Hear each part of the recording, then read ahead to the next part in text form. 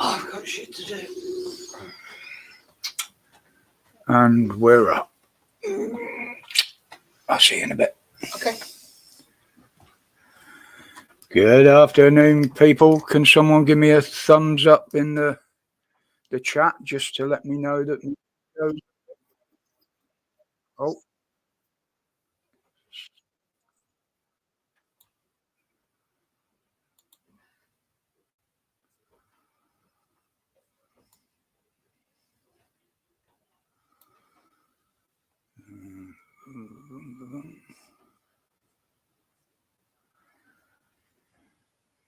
Thank you, Dan.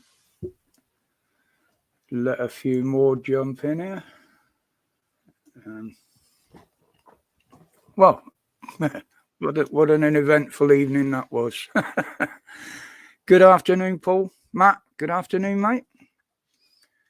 Right, let me see if I can get this here StreamYard link up. It wouldn't let me paste it just now. And it's still not letting me paste it. Why? Dan, can you do us a favour? Can you put this StreamYard link in the chat, or even pin it if you can? I'll pin it as well once it gets in there, because for some reason it's not letting me pin it here. Afternoon, Jack.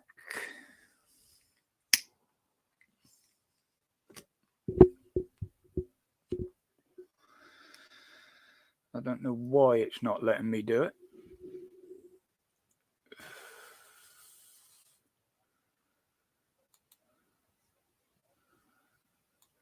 Let's try that.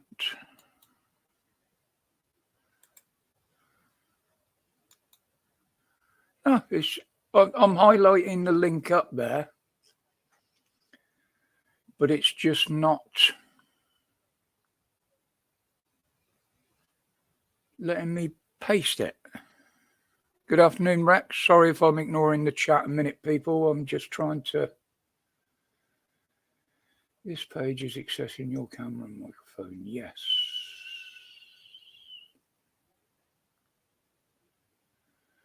Bookmark this tab. Why won't it let me?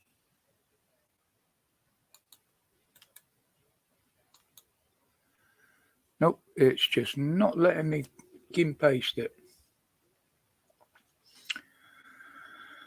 Oh, you fucking thing. I wouldn't even know how to send it from there, Dan.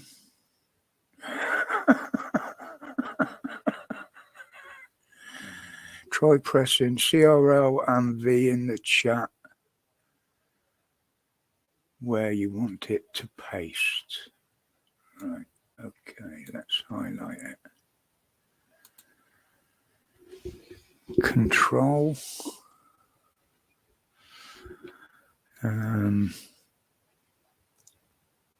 V. Good afternoon, Adrian. Nope, that didn't work either. Oh my God. View site information. Yeah, okay, all that bollocks.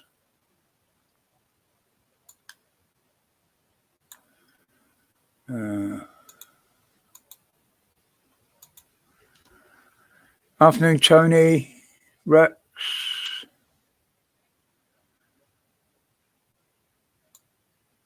Well, that normally works. Afternoon, James. Nope, it's just not letting me.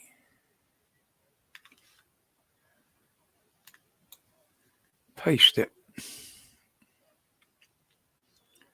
What the fuck? Oh, what we got up here?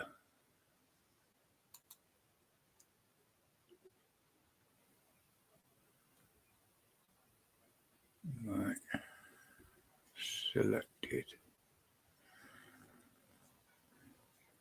Will it copy and paste to anything else? Notepad, email. That's an idea. Hang on, I've got emails open. In fact, I've Facebook open. That's the fucking easiest one to just try and comment somewhere.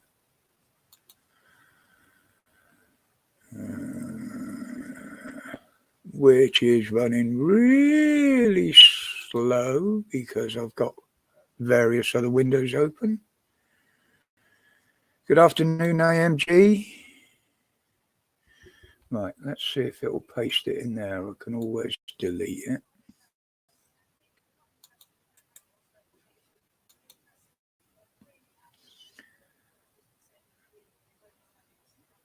Nope.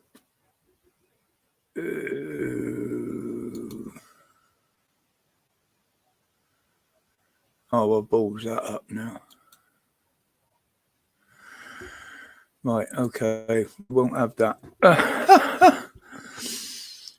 Well, I don't know quite what's occurring there.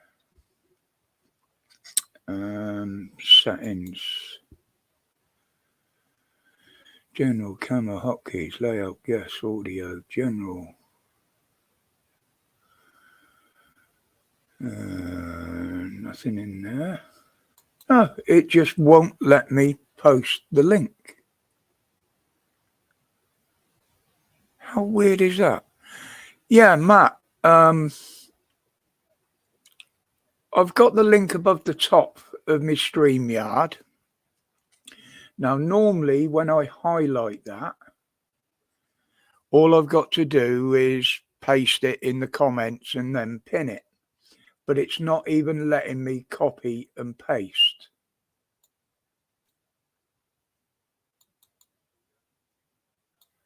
For some reason.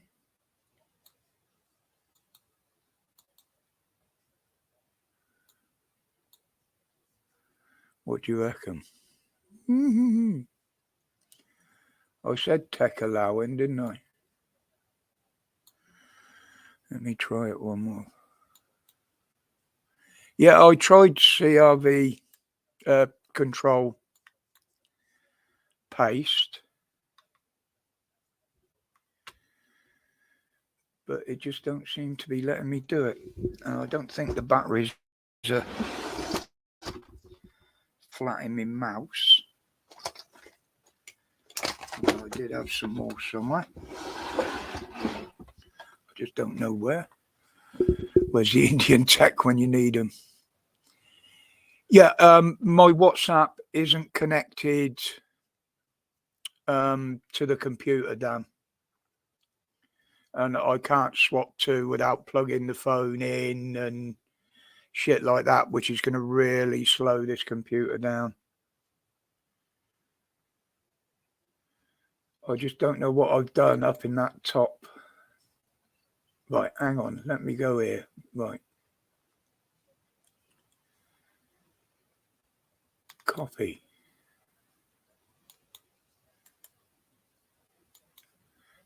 Boom! Sussed it. Right. That, people, should be, with my very limited tech powers, the link to the panel. If anybody feels the inclination, please feel free to click on it. Other than that, how are we all doing today? What browser are you using, Roger? I'm using Chrome, Matt. It's the only one I know how to use, to be honest. Indigo, hi, Susie. Yeah, sorted, James. I don't know quite how I did, but I got it up there. Don't need to see who that young man is. I can tell straight away. Straight away. See, I figured that out for myself then, Jack. Do you know what I should have done? I should have just not moved, like just stayed still. Oh, you know what I'm like, mate. It's like, okay, let's press everything and see what happens. What was the issue? What did you do to fix it? For some reason, it wouldn't let me copy and paste the link across because I've got me YouTube stream open on mute, obviously. Yeah. And I've got me StreamYard. Mhm. Now, normally, all I do is copy the link from across the top into the Yeah. chat. And it wouldn't do it. So I decided, right, okay, let's right click on it and see what happens. And it come up with copy and paste in there. So I copied and Yeah. pasted it from there and it went up. Mhm. You know, Completely I press these buttons and I ain't got a frigging clue what they do. so technical at times. That's the problem about. Good computers. afternoon, mate. Good afternoon. Can you hear me all right? Hello, Oh, Dan. bloody hell, yeah. Afternoon, Michael. Why does Dan look so different? He's in his front room. He's having his kitchen fitted, isn't he? So he's Yeah. got to be out the way, as they say. That's only so you can't see the fuck ups they're doing. Oh Lord. Ah, No, Dan looks like he's grew a bit. Like I Indigo. You mean I got fatter? Is that what you mean? no, I didn't say that. I didn't say that. So what you're trying to say? I I'm didn't leaning- say that. I'm leaning at an angle and my phone's at a bit of an angle as well. So I'm leaning to the left onto the arm of the chair. So I'll probably look at a bit of a weird angle. He hasn't got the strength to hold it up any higher. Oh, look, I can make the text bigger so I can see it.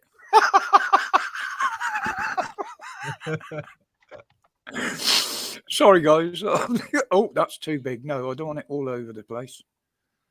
Oh, So how are you, mate? Anyway, Dan. knackered. Backwards. Yeah. I'm been trying to get hold of the chemist this afternoon because I've not had my text for my meds. Ah, So been trying to get hold of them and they're not answering yet. So I thought I'd jump on here for a little bit, give them a little while in case they're on their lunch or some shit. yeah, you're more than welcome, mate. More than welcome. Honestly, I've gone mental here today. What the fuck? I see me mouth. Give me a sec. I can spot an issue. He's just spotted an issue.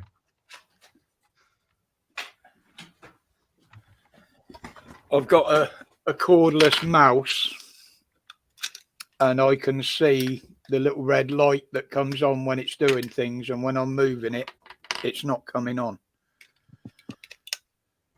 So a new set of batteries should cure that. Yeah.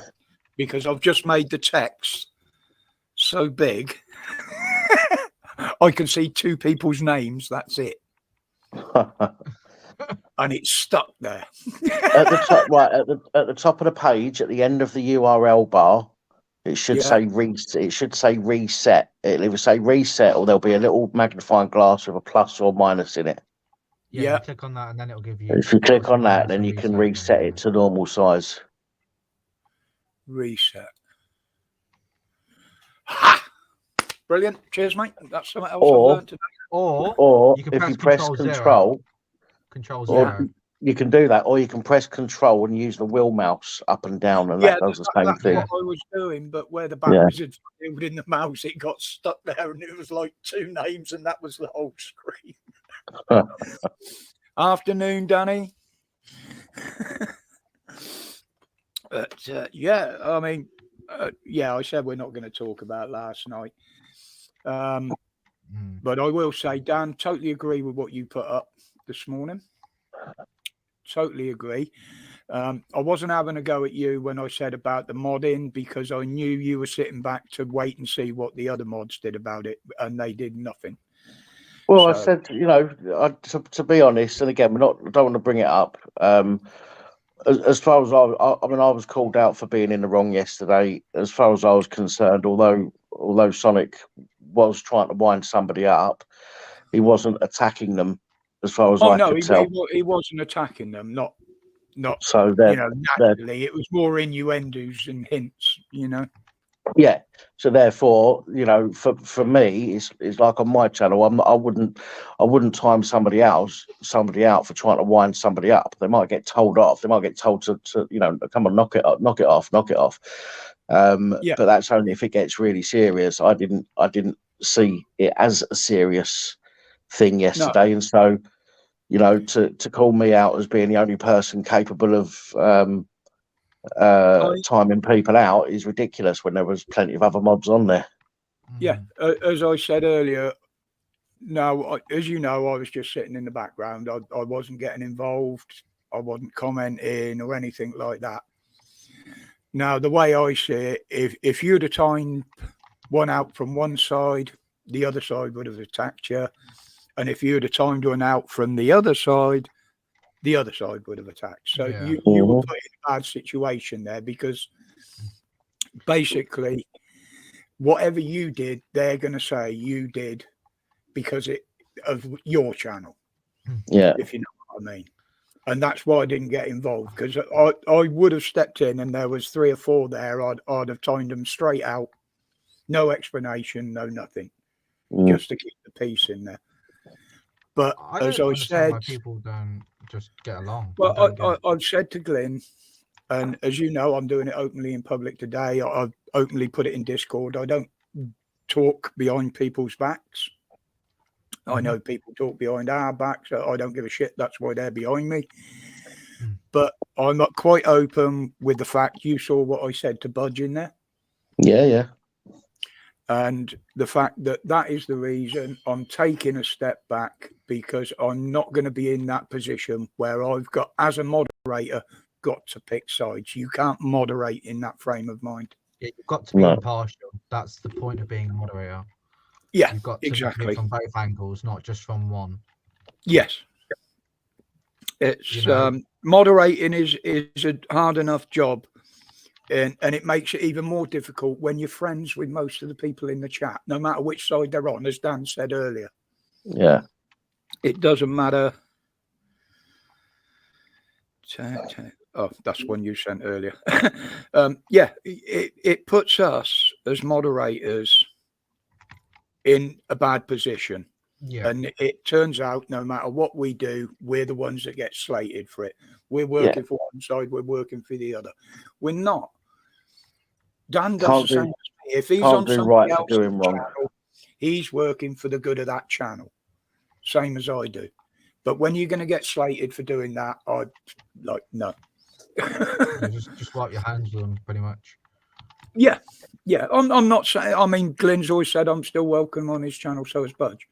And I very politely told them both that until this shit stops, my opinion is it is down to one person. And I won't be back on there until that person's on there. Yeah, of course. And I said it to them respectfully, you know. I just don't need that shit. I enjoy going on lives. I enjoy Pat's videos. I enjoy everybody's videos I watch.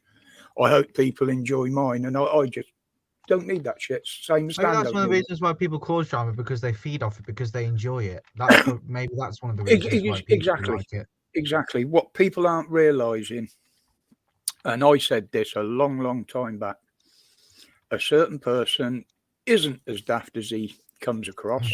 He knows exactly what he's doing, and people aren't seeing through it. I've seen through it, and that's why I've took the steps that I have. Yeah. Thing is you've got to be mature about it, as you guys have, and actually just knock it on the head pretty much, because it's gone on far too long. I think it's gone on for almost 2 months now in total. So it's been going on long enough, and it's been going on because it's been let to go on. Exactly. Precisely. Dan stopped it on his channel by banning Nathan. I never let it into my channel by banning Nathan. What the others do with their channels is entirely up to them. Yeah, precisely. You know, I think you'd agree with that, wouldn't you, Dan? Yeah, well, it's like that last comment. Can't remember who it was asking me to clarify something on my post in Discord. Asperger's, that's it. And I said to him, I said, listen, you know, it doesn't matter who you hang around with or who your friends are, right? That's not going to prevent you from coming into the server or onto the channel or into the chat or anything like that. Makes no difference who you're friends with, okay? Because there are people who I'm friends with, who are friends with people that I don't particularly like, but I'll be respectful when they're when they're around, but I won't get drawn into a conversation with that person. But one thing I can't do is one thing nobody can do is police people's association with other people. I mean, that's just ridiculous. Exactly. And like you say, if you want to discuss it personally with someone, go off somewhere else and do it in person. Yeah. You know, as they say, there's no privacy on here. And also take the hint. If somebody doesn't reply, take the hint. Exactly. They don't reply for a reason. Yeah. Exactly, mate. Exactly. But anyway, we'll leave that there. We literally, I think most of us said our piece on there this morning. Hopefully nobody or anybody took offense to anything that was said, but there's that. What I was going to say, Pat, this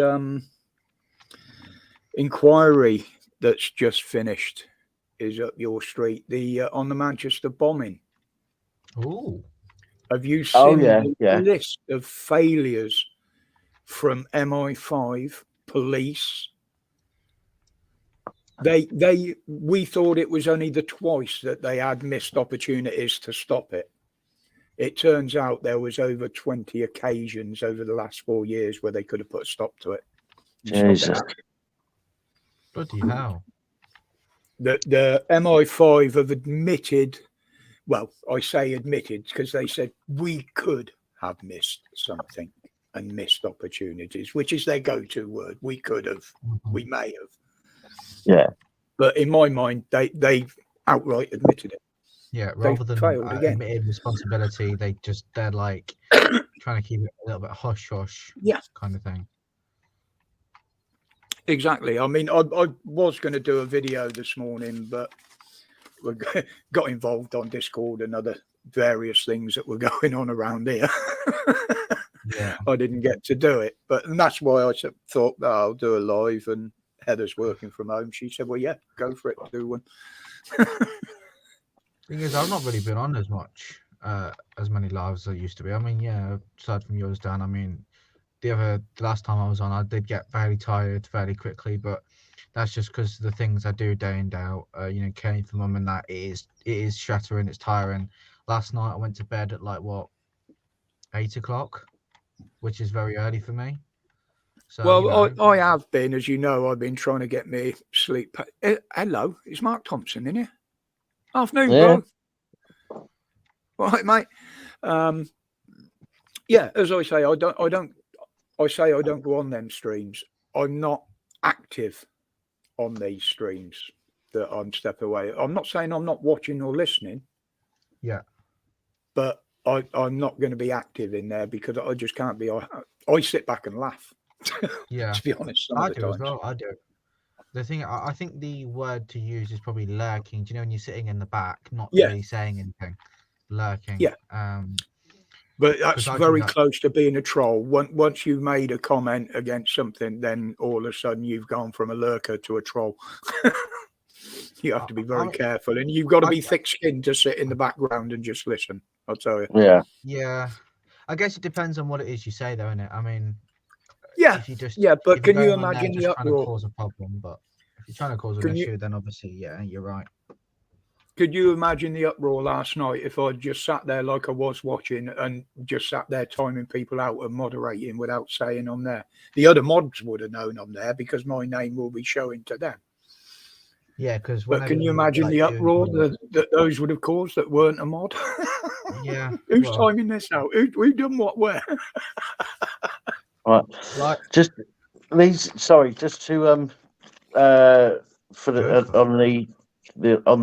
the live stream on Sunday, I've got these extra big cards. I showed you the pack earlier in Discord.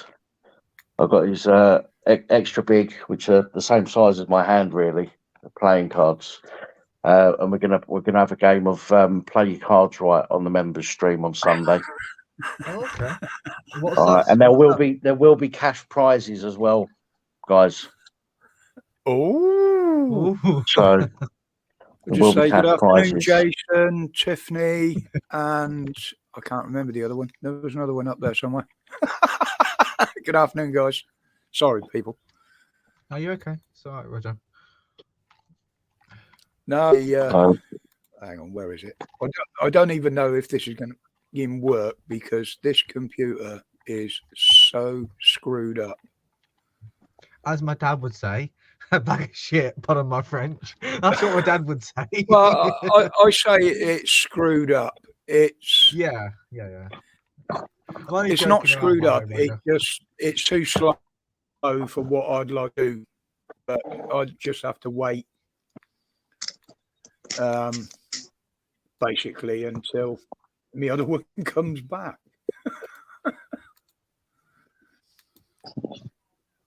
Where's that gone? How's everyone in the chat anyway? Everybody good? I remember that picture that someone created a meme. There you go. Sunday night panel.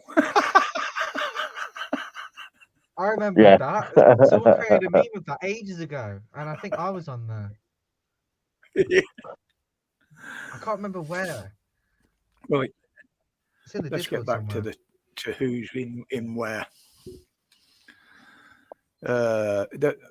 Was it Tony? Someone else dropped in there. I saw a name that has popped up before. Dan's hands are tiny. I mean, they don't look tiny from looking at the screen. Matt, Danny. I like small hands, Lost Souls. Yeah, it makes my dick look bigger. Exactly. Oh.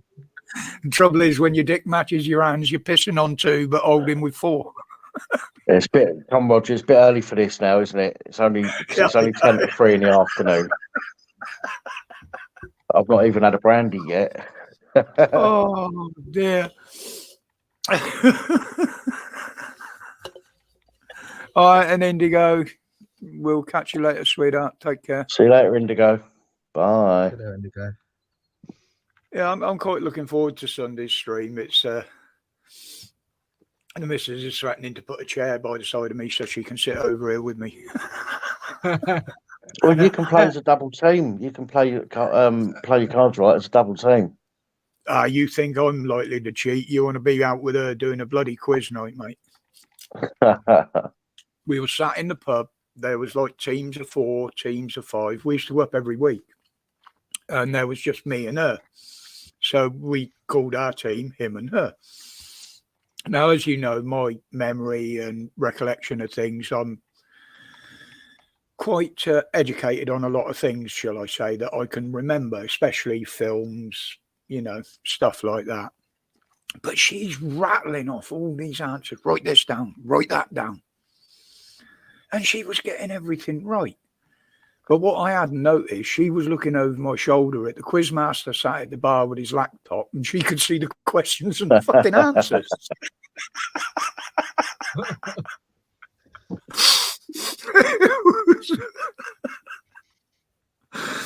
Yeah, we got there every week. Oh, it used to be hilarious.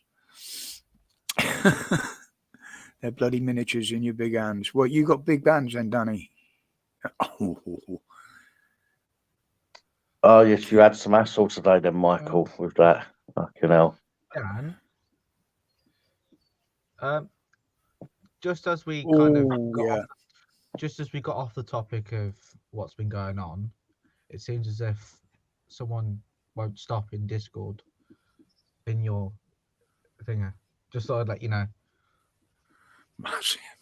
No, I've only seen one response at the moment, and that was at quarter past 2. But I've not been back in there yet. Yeah, that's by Cosmic Rebel. Just thought I'd let you know because. Oh, that's Smiler. Smiler. Yeah. Okay. I've got Discord turned off at the minute because it slows the streams down on this computer. Well, just think when you eventually get your other laptop back with the one that has the broken hinge on it, eventually you'll be able to use that and it'll it will be. Oh, it I'll will have be everything formed up. open, mate. I'll be All right, then, mate. No nationwide. worries. All right, then. No problem. Have a good week. Oh, go on. Just be careful of the fall. Yeah, we'll do. No worries. Have a good weekends. Turn lights on, kids. Might just be a bit dusty, but just want to light down. No worries. Sound. So, mate. So, mate. The builders still finish on dinner time on a Friday, then, do they? Sorry about that. No worries. Yeah, well, they're finished till Monday now. Lazy bastards. But he said I can start putting stuff back in the kitchen. They've put all the cupboards in now. Oh, brilliant. We've got some tiling, some grouting to do. I think they've got some like waterproof, like sealing stuff to put around the edges and that. Yeah, there'd be the silicon. Although it looks like although I thought I was getting it painted, it looks like I'm having to paint it myself. Well, But yeah, take a bit out of you, though, isn't it? Oh, fuck it, I'll leave it as it is. Most of the paintings behind are going to be behind where the old cupboards were, behind the kitchen door anyway, and there's a fridge freezer going there, so fuck them. Yeah, just cover up and paint round the fridge. Yeah. That's the one. I've done that before. You'll be amazed some of the tricks of the trade. He could never, the old boss, Heather's old boss who I used to work for, he could never believe it. He'd say, well, why do you work till 10 o'clock at night? I said, well, one, I get more offices done. Two, I've got to move all the bloody furniture that the staff were going to move for me. I said, and I haven't got staff in my bloody way working at night.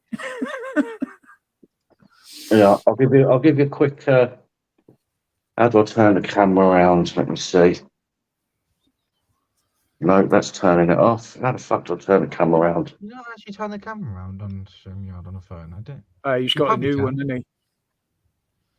Oh yeah, you got the 23 Ultra, haven't you?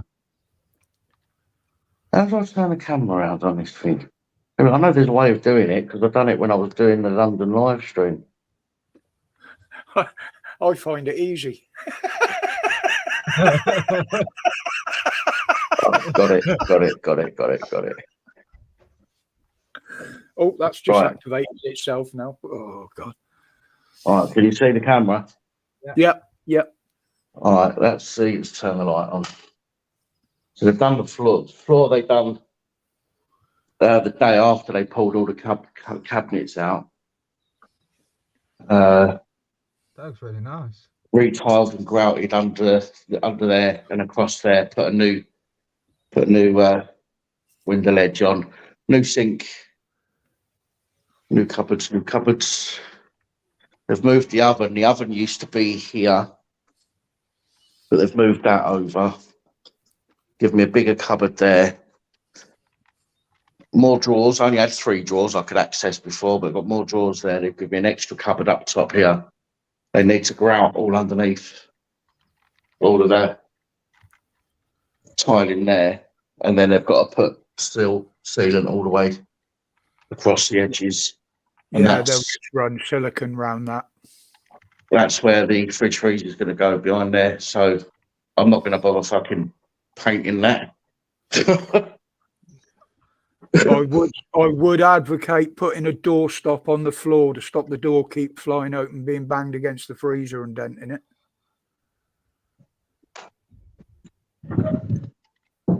Yeah. You know, just one of them rubber blocks on the floor or something, or even a bit of foam taped to the side of the freezer. So I'll just stick a couple of used Johnnies on the floor.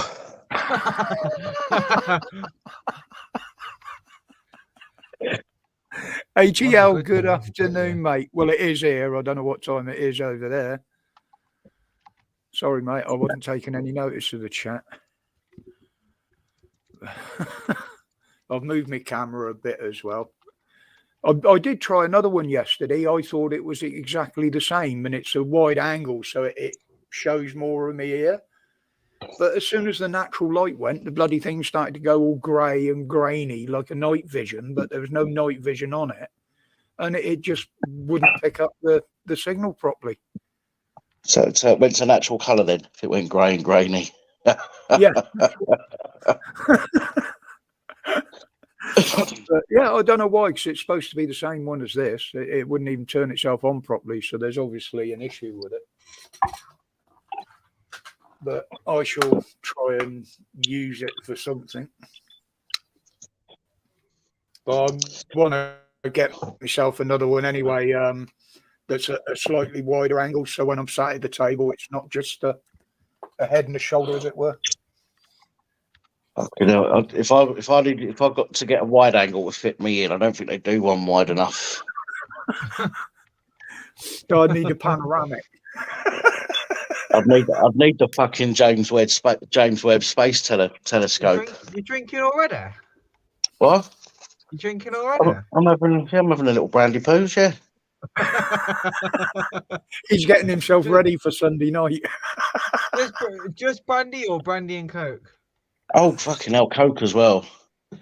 So Can't do it on its own.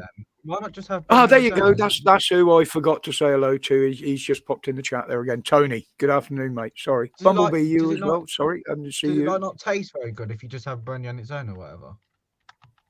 It does. I can drink it. It just kills me. Heartburn. Right. Okay. So that's why you have to with it. Fair enough. Yeah. Yes, Tony. Yes, I'm still interested in a clock. I had to read that twice, but yes, I'm still interested in a clock. So did Ollie, by the looks of it. Right, Bumblebee. Yeah, I got a design in mind for another one. I use the little they're only a couple of quid, the little electronic boxes with a battery that come just with the hands. You make your own face up, whatever you want. Yes, yeah. I've got a design that I'm working on using the sprockets and everything off a bike. Oh, right. Center and stuff like that. I've already made a little wooden one that I made for Heather out of an angled log end. It's only about that big. But I've got another couple of mechanisms out in the workshop. So when I do get time and feel up to it, I've got this design in my head using these sprockets and things. Oh, I had a text message this morning, Roger. Sorry to change subject. Yeah. Pip texted me this morning. We've set you up with a face-to-face on the 15th of March. 8:40 in the morning. That ain't never happening anyway. And they want me to go the other side of the River Mersey, which the only way I can get there, because I can't do public transport because of my anxiety, so the only way I can get there is a taxi, which is going to cost me 10 or 15 quid either way. So that ain't happening neither. So I've got to try and get them to either come out or do a video assessment. Yeah, well, I did mine by video, but they did say I could have requested a home visit if I'd have wanted it. Yeah. But I did mine by video call. Even if I could get on the public transport, since the strokes, my mobility's got so bad. Yeah. There's no way I could be walking from fucking bus stops to. And your anxiety will probably kick in before anything happens. Didn't once Tina you get there mention anyway. A little while ago about when it comes to PIP and stuff like that, if they offer you, or if they say, coming for a face-to-face, you can say, well, no, I want a home visit. You have to have proof that there's a reasonable reason why you can't get there. And at the moment, I've not been looked at by the doctor because of my mobility. All they've done is given me painkillers and said, "Oh, at our age we need more exercise." And I'm like, "Well, I'm exercising as much as I can." You know what I mean? And that's the issue. That's why I'm getting in touch with you, because if I wasn't, then I wouldn't need to get in touch with you. And he was Yeah. like, well, at Well, our age, we need more exercise, don't we? Have some naproxen and some Cocodamol and fuck off, basically. It's like, yeah, That's nice not one. enough, though. That's not Yeah, enough. That's not I mean, enough. that's where I'm lucky. My GP has actually diagnosed me with chronic fatigue. Right, Yeah. okay. So, and he even said, you know, if you need to see a doctor, ring it and we can arrange for someone to come and see you. You know, he knows I can't move very far and he knows the fatigue. And he just said, no, he said, I know it. I can see it. You've been like it for months, you know. Yeah. Well, my mum's housebound, right? Oh, carry on. No, it's all right. I was just going to say, no, I haven't. Lost souls. I haven't. I forgot it. My mum's housebound, and recently when she got the flu jab, they made her go to the. So even though she's down housebound, they're saying the doctor's surgery was saying that they don't do home visits anymore, right? Which is really weird because if my mum is housebound and she can't get out, she's on the list for several years now.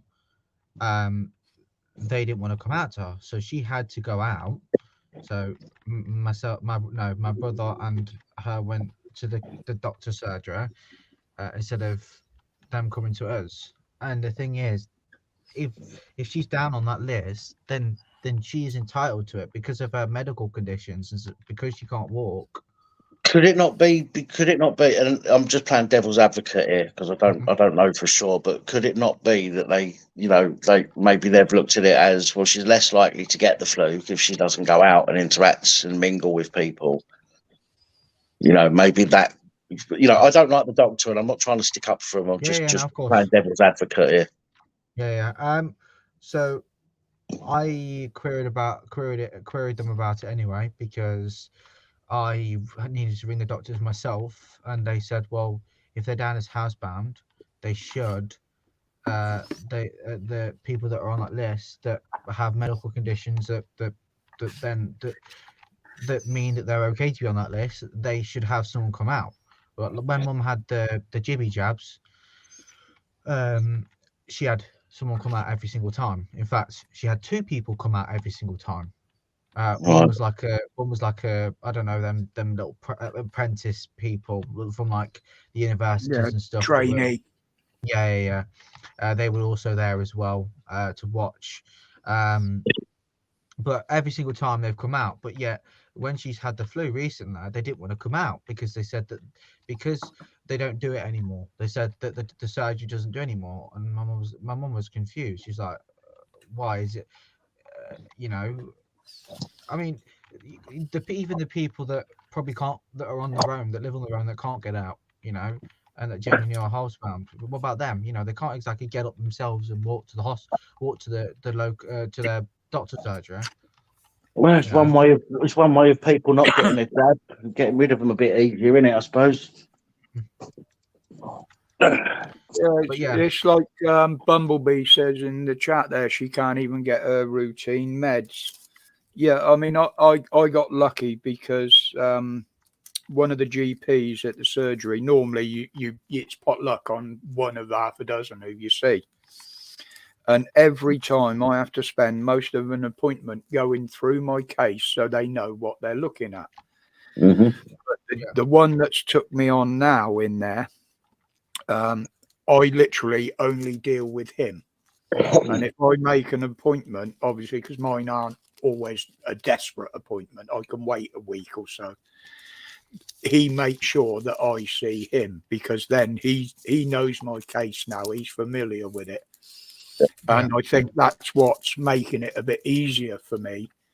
It's a problem with medical centres. They call them medical centres now, don't they? It's the problem with them is that they have multiple different doctors in, and half the time they have what they called locums. Just people that like almost like they're off an agency for this, and they just call them in, and you never see I don't think I've seen the same GP more than twice in about the last 4 years. And every time I go, I have to sit there and explain everything to them again, when they've got all the Yeah. notes on the fucking screen, but yet I have to hate explain that, everything yeah. to them time and time and time again. And that takes Yeah. up most of the 10 minute that you have with them. Yeah. Well, he always says when I'm going in, he does now, he will book a double appointment. Right. Because obviously I have to have my blood pressure machines up the spout. It only gives me a reading when it feels like it. Yeah. So they're a bit sporadic. But he goes through all the, how am I doing with all the other stuff, not just the issue I'm going in with. You know, how's the hematology treatment going? You know, he said, I haven't heard from your consultant. I said, well, no, I finished my treatment at the moment. I said, and my next appointment with her isn't until the 17th of this month. I said, so, you know, she'll send you a report through from there. And I fill in the gaps. I tell him what she told me at the last appointment, and he puts that down in the notes. Yeah. So, and he is pretty good. I mean, I went in the other day. What did I go in for? Oh, just to order me up my prescription because I hadn't heard from him. And I said, oh, you know, I could do with at least a telephone appointment with him. I said, because I need to inform him that I collapsed again and, you know, stuff like that. That was on the Friday, and he rung me on the Monday. You know, most of the time you have to wait a week for him to phone you back, minimum. Yeah. Yeah. Well, I've been waiting since the first week of December for a fucking doctor's letter, which I'm paying for, and I still haven't got it. Because you've applied for it again or something, haven't you? Yeah, well, I went a week ago. I went in and asked them where it was. Oh well, we haven't got round to it yet. I'm like, no, look, you're charging me for a fucking letter, and you can't be bothered to do it. They're doing it in their free time rather than doing it during practice hours. They get a doctor to do it in their free time, and they rotate it so each doctor gets a little bit of fucking beer money each week by filling in these forms. Yeah, and yet they haven't done it yet. It's fucking ridiculous. In fact, I'm going to have to jump off because I need to phone the chemist again. And I want to phone the doctors and chase it up. So, but I will pop back on. Well, I might have to nip out straight to the chemist. But if you're still on when I come back, I'll jump on. Yeah, Cool. Carry on, mate. Carry on. You take care, Dan. I will catch you all a bit later on. Look after yourself. All right, buddy. Take it easy. See you Bye, later. chat. Bye. Yeah, ATL. That's that. From what I see over here in the UK, they're pushing for private medical health, the same as what you get in a lot of America. But that means that people like myself who've paid into the system for treatment in the past, we're going to have to pay for it again. And that just, to me, isn't right. Yeah. Yes, lost souls, they do. I was lucky enough in a job a while back, and I was covered by the company's medical insurance for a few issues I had. But but even at my age now, you know, certain things I have to pay for, some I don't. There's no consistency in it all. I don't feel like that, Bumblebee. Come on. Yes, exactly, ATL. Exactly. And this is the big inquiry going on over here at the moment with Hancock and shit. It's the courts have proved that there was fraudulent dealings went on. They said there was fraudulent dealings going on. I believe that was the High Court, but there's been no charges brought. Now they're saying there could be charges brought on the findings of this inquiry. Well, the inquiry, to my mind, they've already made their bloody minds up on it because of the leaks about WhatsApp messages, although none of that can be proved. So anything from now on is going to be biased anyway. and Hancock's just going to get thrown under the bus, rightly so. But there's others that were involved as well. But all they're doing is targeting him. And now they're targeting Boris, going back to something that's already been investigated, the bloody Partygate thing. Well, why do they need to go back over that? They investigated it, fines were issued, it's done and dusted. Yeah. But now they're using that again, bringing that up as a smokescreen to cover the other stuff up. It's, all they're doing is working out, they're not investigating it, they're working out a way to cover up and let into public the least amount of information they can. That's their idea of an inquiry. But there will be more corruption exposed around it. And all this is distracting everybody from the rest of the shit that's going on. Price caps come down on energy, prices are still going up. It doesn't make sense. And they've That admitted doesn't make sense. They've admitted this morning that they're going to keep them up.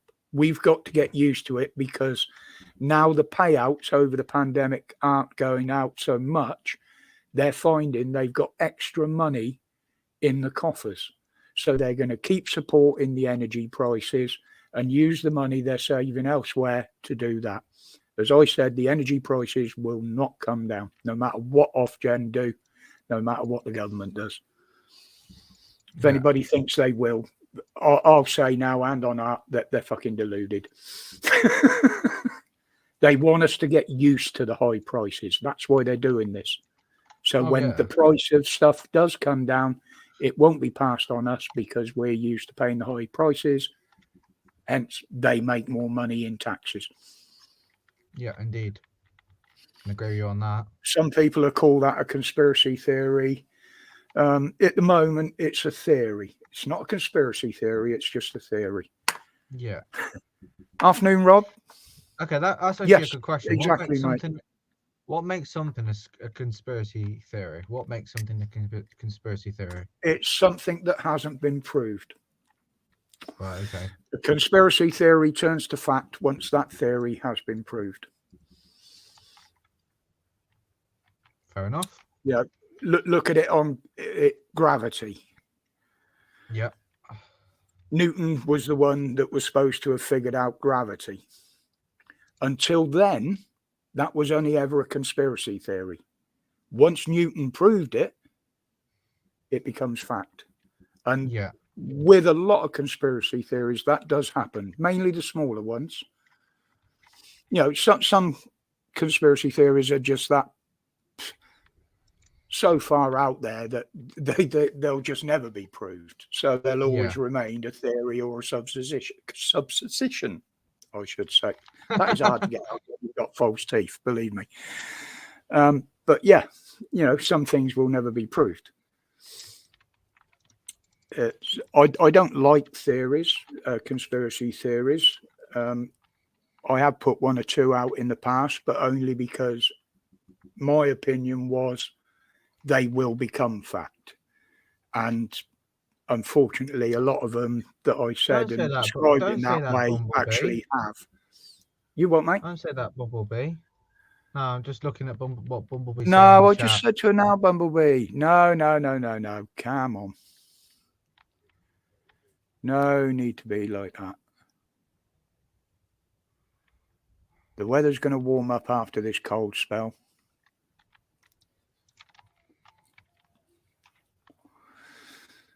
Wizard. Afternoon, Wizard.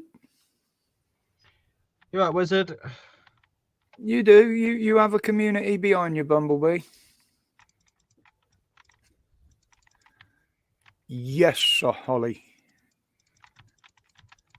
That is one thing that I did go into many, many years ago because I did the JFK assassination as a school project. Oh, okay. And that was back before the days of computers and mobile phones, and any information I had to get back then for the project was either by writing to the authorities in America or trying to ring them, which was basically impossible on a schoolboy with a schoolboy that wasn't working because it used to cost so much. And we didn't even have home phones back then, most of us. We had to go down the phone box and press A or B. Yeah. not disclosing my age too much there, but yeah, I did a big project on that at school, and the theories and conspiracies around that were, some were proven, but people still say they didn't happen. But there was a lot of inconsistencies with it as well, shall I say. That and most of the conspiracy theories weren't about the shooter on the grassy knoll either. That was just one that was thrown out in public to distract from others. See, Jack, see what age can do for a man. Yeah. we were taught this in school, mate. This is what I'm saying. Yeah. They don't. History like that nowadays will never be taught in school because they No, it's don't not. want the kids to know that. You know what I mean? Yeah. But 1 second. you learn from that. If a government turns one way, this is what can happen. You know, this is one scenario. And like I always say, history is there to learn from. But there's so many mistakes from it being made. Yeah, you just don't know where to turn sometimes. Yes, that was part of it, Holly. There was money involved. Tranquility, good afternoon to you. Most of these stories are related. Yeah, well, Lockheed Martin are funded, Rob, by the CIA, as you probably know. This is why I never filled in any of the census forms, because it was Lockheed Martin who lent the relative tech to our government to complete the census, and then they took all the equipment back after it was done, allegedly just leaving the data with the British government. Well, we all know that that would never happen. Anything that went onto there is stored there, and the Americans have all that information. This has been known about for years. And it was very widely documented and known when they did the previous census as well.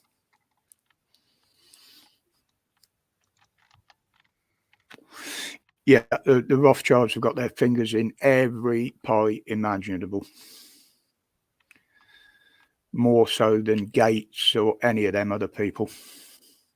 If you look back through all the reports and everything else on it. Yeah.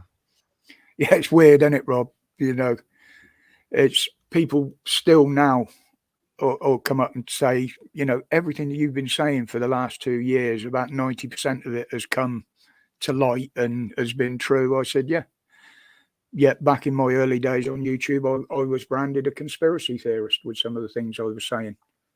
I predicted exactly what's happening with the channel and border force and shit now. I could see how it was escalating, so could a few others.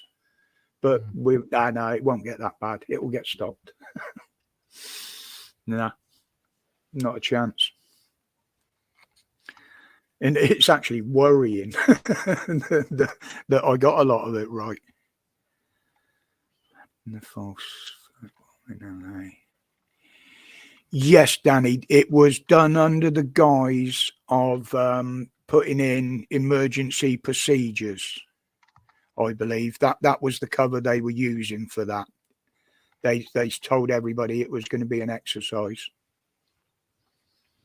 but it never did happen. Yes, AMG, it's getting that way, mate. Yes, exactly. Gates is run by the Rothschilds investments. And you'll be surprised how many of our politicians have got their fingers in Big Pharma as well, as I found out the other day, including Sunak himself.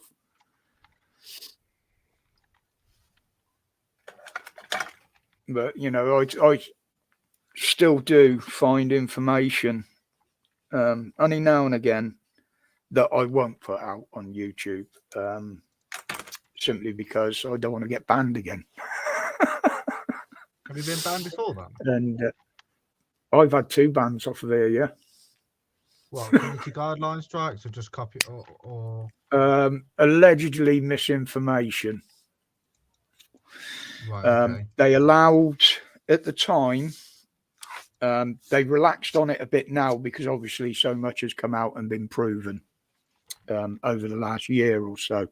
So they can't class it as misinformation anymore. It's in the public domain. Government have admitted things. NHS have admitted things. So they Yeah. can't class it as that. But back then, I had medical information that actually came from the NHS Scotland.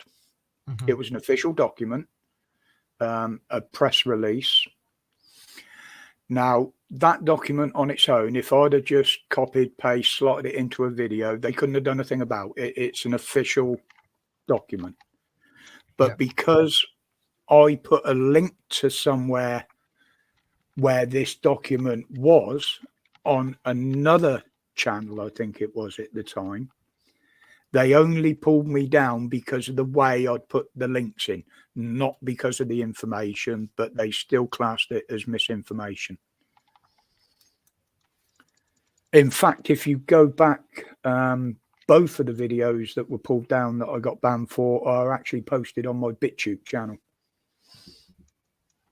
And that was the reason I started my BitTube, is because the videos that were getting pulled off YouTube were allowed up on there because their censorship was a bit lax. And I posted both of them on there, no problem at all. Bit of an off-topic one, but it is about YouTube.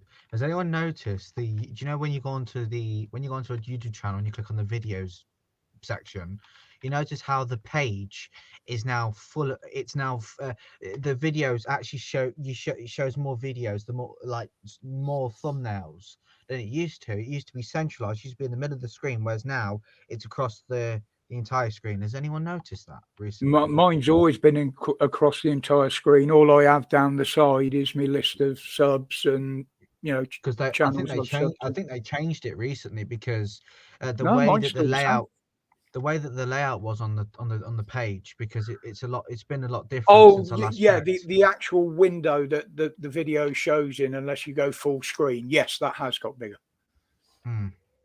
Yeah, and also, if I don't know whether anybody else is noticing it, what I do when I'm looking for videos to watch, 9 times out of 10, I don't research a particular video or particular channel. What I do is just look through all the listings. I just click on all, so it comes up. It could come up with anything: music, dancing, and all sorts of bollocks. But I never know what I'm going to find, so I take pot luck. Oh, there's one I might like, and I'll go and watch it. But if you hover over the video before it gives you a preview. Click on it, no, I can watch the whole video with sound or subtitles just by hovering over it. You see, for me, it only gives me a preview of maybe 20-30 seconds. Yeah, that's what it used to do. But all of a sudden, mine has started playing the whole lot. How recent? When was the last time you checked this? Last 3-4 months.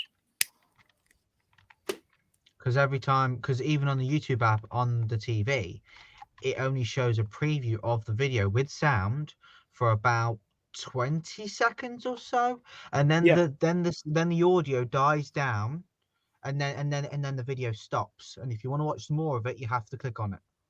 Yeah, but mine don't do that. I can watch the whole video. You'll get one or two where it says playback unavailable, but most of them I can watch all the way through without clicking on them and sound as well, or I can mute it and have subtitles.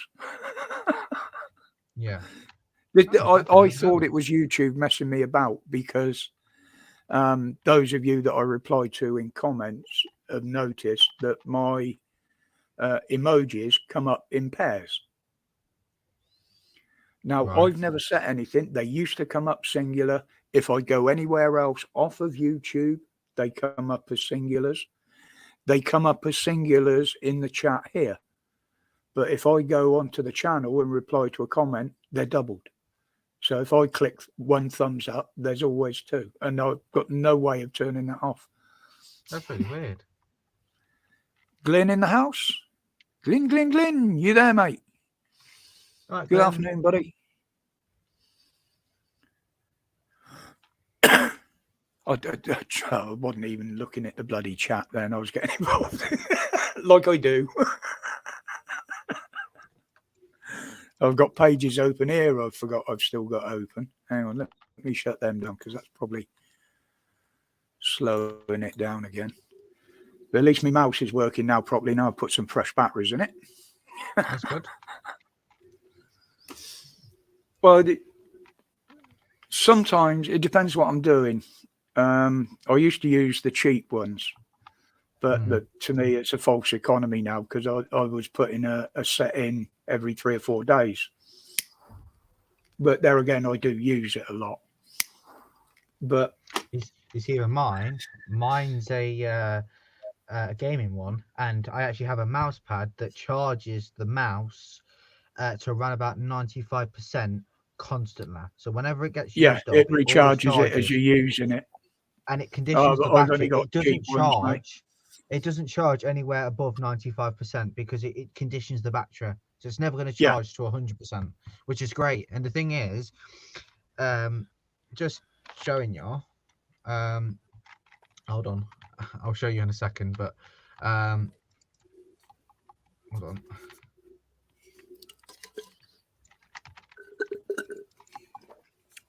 I mean, my phones. I've got an S5 there that I've had for, well, they were new when I got it. That's how old it is. The Samsung S5. That has still got the original battery in it. And it will still run for as long as it did the day I had it.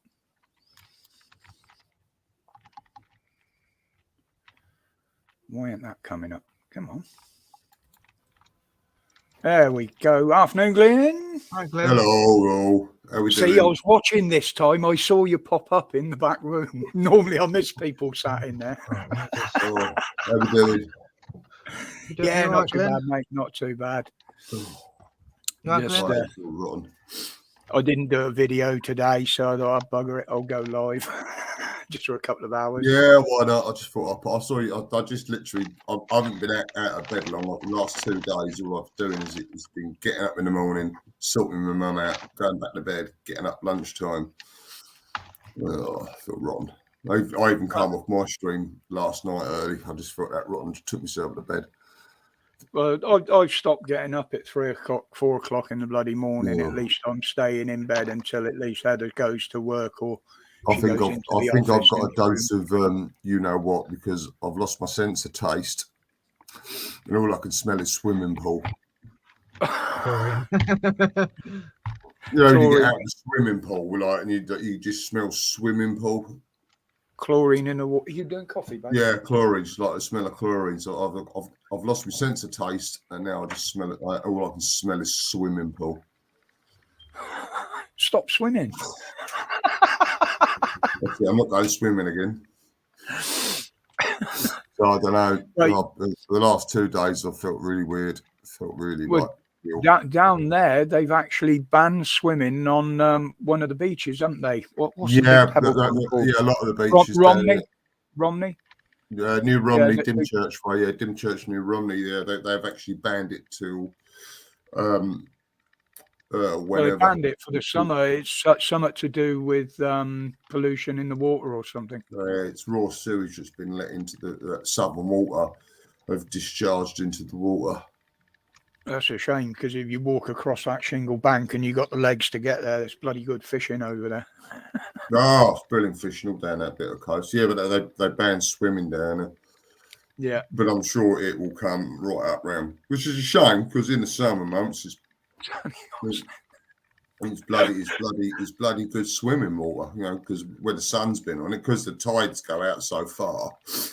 Yeah. The sun heats the sand during the day, during the day, and then when the tides come in, it's like it's like swimming in a warm bath. It's beautiful water swimming, but it's like Eastbourne. I mean, I had my 2 biggest ever wins in fishing competitions down there. You know, and I went up from Cornwall to fish there for the weekend both times. But yeah, the waters around there, It depends again on pollution, traffic, even, and what have you. And down in Cornwall, we never used to bother with that, see, because we didn't have any of it. I Yeah. mean, you've only got to go on. What's the sites? Romney Marsh, the fifth continent. If you Google search that Yeah, the and Romney Marsh. scroll down through I their know Romney page, Marsh. it gives you a live radar of the shipping, Yeah. a lifetime radar. And you can zoom in and out, look at other parts of the world, or zoom in and just see Dover and the Straits. And the amount of shipping that goes through there is unbelievable. Oh, English Channel. It's just Yeah, off the I mean- coast there, off the English Channel. The amount of shipping traveling up and down, it's scary. Yeah, I It's the eventually same got with flight thrown up. paths. I mean, I use a flight tracker and I've got a radio scanner which scans all the commercial aircraft. And you see the amount of aircraft like going. Yeah. Don't forget, I mean, they're all coming over from the continent over. So you've got Heathrow, Gatwick, Luton, Stansted, Southend. So you've got like 5 airports handling all this air traffic. It's scary. But yeah, the Black Beaches down here, it's on the news the other night. Yeah, And then yeah, like, all I the did years see that they've spent report cleaning on them that. up, and then they've got all these blue flags. Like, it's a blue flag beach, which means it's like Yeah, an absolutely clean as whistle water and everything like that. The water standards high. Now they're saying, oh, you can't swim in the sea till further notice, or at your that own fifth risk. continent site I was on about, they actually threw me off and blocked me because they realised that I was watching that and putting out the reports live to the Pete guys down in Dover doing the filming. So they knew exactly what the boats were doing, where they were coming in. Because I could even get on there. You could see a picture of the boat, direction, speed. Mm. So you got to know when they were towing a dinghy, when they'd picked up, you'd see another one slow towing the dinghy while the other one was bringing them in. Yeah, and they realised what I was doing and they blocked me. That lasted all for an hour because I got another computer out and went into it on that one, got blocked on there. So then Heather went on to another one and found another site that does exactly the same radar and got into it through that one. It's amazing what you can find. I Isn't it? sat here, it was like a fucking flight deck with all these laptops out, some on Windows 7, some on Windows 10. Absolutely hilarious. Like an But it got the job operation. done. It was, but I mean, we don't need to do that sort of thing now because it's exposed that we know what's going on. We see it. Even mainstream media are putting out, not to the full extent, but we still know it's going on, and we've still got boots on the ground down there putting reports out on it. That's Yeah, it's wisdom. what's being said in the chat then. Who have I been ignoring? I don't know. I don't know what it is. I don't know. I've had it for 2 weeks now, and I just can't shake it. And so, last 2 days, I've just felt like absolute. Feel a bit better this afternoon. Yeah, I did try and do an evening one on here. It went down well, I must admit. But because there's so many other channels that stream in the evenings, not just you, Budge, and there are quite a lot of others. So what I try to do is do it in an afternoon for those that are stuck indoors, got nothing to do, just bored. Bit of originality, yeah, variety. Okay, I don't get huge viewings. I never have. I don't get huge numbers of viewings on my videos. It doesn't bother me. It just, to me, it's enjoyment, really. I come on to have fun and enjoy myself. Yeah, that's why I do mine in the evenings. It's like one it's for me, rather than just sitting in bored stiff. It's for me, and then, like I said before, I do it for other people who are sitting in bored stiff, got nothing else better to do, feeling a bit lonely, feeling a bit sad. And then it can come on in the evenings. The first one I ever did was literally a private one. Heather was upstairs in her office, and I was sat down here. got Jack on with you? Yeah. Afternoon, guys. Young Jackson. You're right, Hello, Heather. Heather. Hiya. Boily Boyle, good afternoon. How you doing, Heather? Stephen? It's not a good day. I've got loads of admin work to do and work-wise. And it's driving me potty because it's just so repetitive. Afternoon, So Murph. I'm going to take my coffee. I'll leave you to it. I feel your Because I pain, need to Heather. I need to get this done. I'll catch you later, guys. Take care, Heather. Cheers, Alan. Bye. She's Stay working hard strong. upstairs so I can do this. Oh, Good afternoon, Murph, over there in Abu Dhabi, I think it was you were in, isn't it? what's Abu Dhabi? And my mate Boily I Boyle there. had a guy on Steve, from, good afternoon, fella. I had a guy on from Dubai the other night. He was quite Oh, interesting. yeah, I can't. It might be Dubai. You know what my bloody memory's I like. can't remember his name now. Yeah, Murph, But Paris. he came and he was live in Dubai, which was quite interesting. Yeah. In every good mind, there's an even better woman. Yeah, I'll agree with that, Danny. We'll agree And I'm with that, doing it. Danny. And I'm not under duress when I'm saying there. it because she's gone. Yeah, Dubai. Murph just put in there, it's Dubai he's in. It's Dubai. Yeah, a guy from Dubai. I used to have a guy come on. Someone's just put in from the Philippines. He was out in not the Philippines. Bangkok. He used to pop on in the evenings. I haven't seen him for a while. Oh, I mean, because when I'm bored, literally, I'll look around to see who's going live. And I've got to know some of the Americans over there. And when I've got the time, I drop in on theirs if they go in. I used to drop in on Aussie Cossack in Australia. Quite regular. Yeah. So I've got his channel on my list. Yeah. Some of his stuff. But people like, I don't often go in the comments and what have you, but people like ATL in the chat, Junkyard News, Georgia Transparency, just literally to keep up with what's going on over there.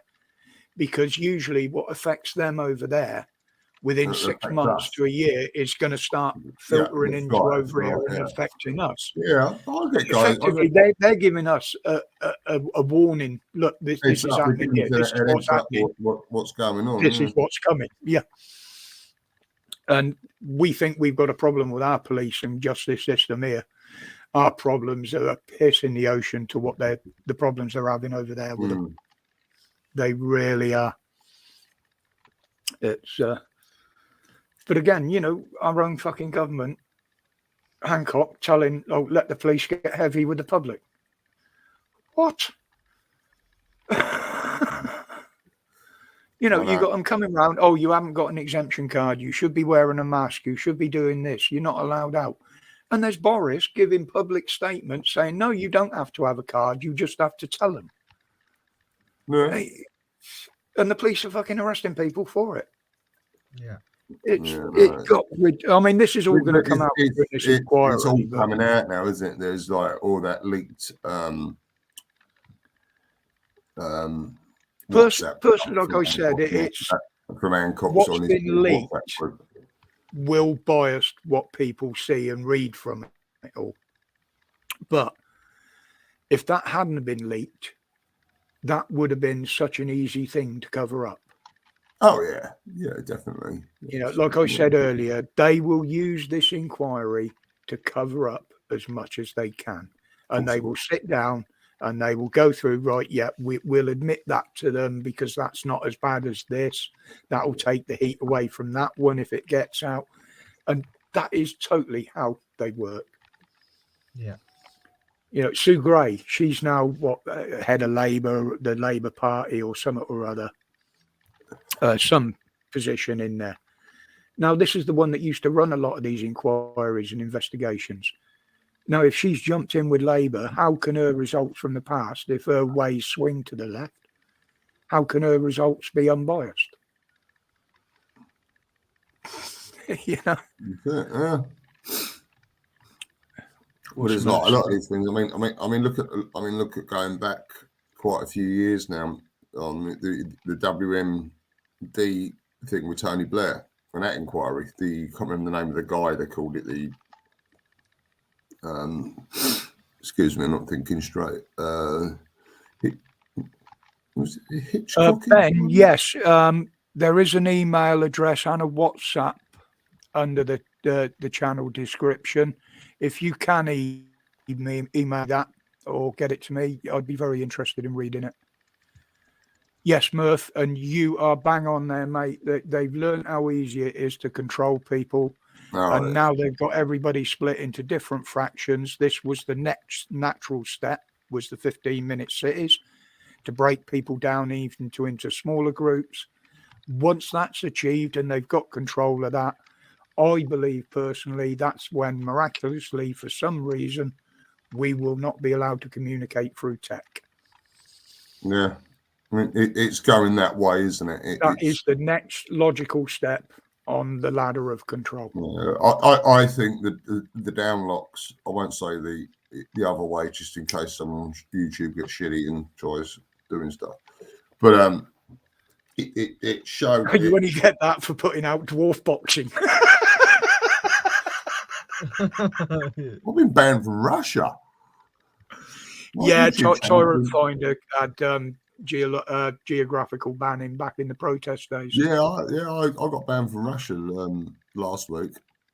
There was quite a lot of it going on, blocking it that way. It's just another way they can get around harassing. We was discussing like Putin and Zelensky and that and this and that, and then the next day I got a notification saying that all my broadcasts now will not be shown in Russia due to a complaint.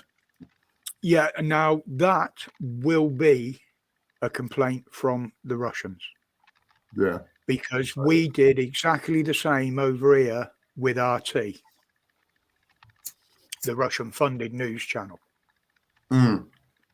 They got blocked over here. Yeah. All the Russians are doing exactly the same. I used to Someone's watch, made a complaint, YouTube will uphold it. What's what I used to watch? Called Brain's Gone. I used to watch. I can't remember the name of the channel now, but people used to upload videos to them, and then they used to beam it across, like live stream it across. But when all this Ukraine stuff kicked off, that channel's gone. I can't remember the name. Yes, Murph is bang on again there. The WEF openly stating that banning of social media is necessary. Exactly. Yeah, but that channel I used to watch, but they used to have all the latest up-to-date stuff, and they used to stream it across YouTube, and then that got took down. My channel's been took down, and my channel's actually been took down in Russia. It's not been took down. It's just what you're putting out. Your streams have been blocked. Yeah, I've been blocked in Russia. Any Russians that know their way around the system could get in and see them. It'll just be blocked on official Russian media, social media, because they control theirs about not quite as bad, but similar to the Chinese. It's all monitored. Yeah, but it's like I was saying, it's like with the downlocks. You know, the government proved that they can lock a country down. They can say, right, pubs, bars, restaurants, barbers, clothes shops. Can I just answer Rob here, Glyn? Of course you can. Rob, somewhere on the net is there pictures of Gary Powers and the Russian spy plane, the Lockheed? Yes. Now, did you actually know that Gary Francis Powers wasn't the only U-2 pilot shot down? I think there was a total of, it was either 4 or 5. There was 3 other pilots that actually survived. Another one was killed. One of the pilots was a South Korean, I believe. And the other ones, there was never any information on who the pilots were. How about that for a memory? Very good. Good line, lady. But the one that only ever hit the headlines was Gary Francis Powers, and that was literally because the Russian media paraded him in front of the cameras.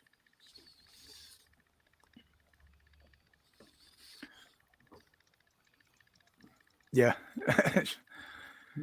And there is a documentary on it on YouTube somewhere, Rob, because I did watch it probably a year ago now. I knew there was more than one had been shut down, but I didn't quite know how many. So I seem to remember looking into it, and that's what triggered the memory, seeing that comment. So I've got so much useless information in here. No, It needs I've to be got so much. in Jack terms. I've got so much My head information. needs a defrag. People ask me something on like an everyday Hey, topic, and I'm like, that's actually really good. That's actually really good. Yeah. It's like ask me about it's something like that happened in the 80s or the 70s. I'm like, oh yeah, it's like a hard drive. It's like the spindle of a hard drive. Yeah. It's spinning at 7,200 RPM constantly. It's nothing. I've got a pair of hamsters in there keeping it turning. When Heather first said that, you need your computer defragged, I said, well, I haven't seen any fraggles in here. Like, I didn't got a clue what it meant.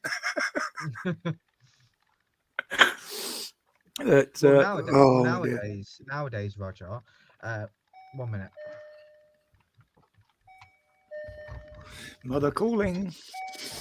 Mommy calling. What's time anyway? That's what I mean, Steve. Yes, Glenn. yes. Now, a lot of youngsters today wouldn't know that story about how many U2s were shot down. Yeah. I can't write in a second.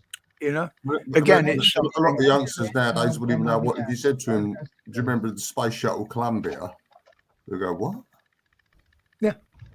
it's like everybody went on about Concorde. Well, Concorde wasn't the first supersonic passenger jet to crash. No, the Russians had theirs first.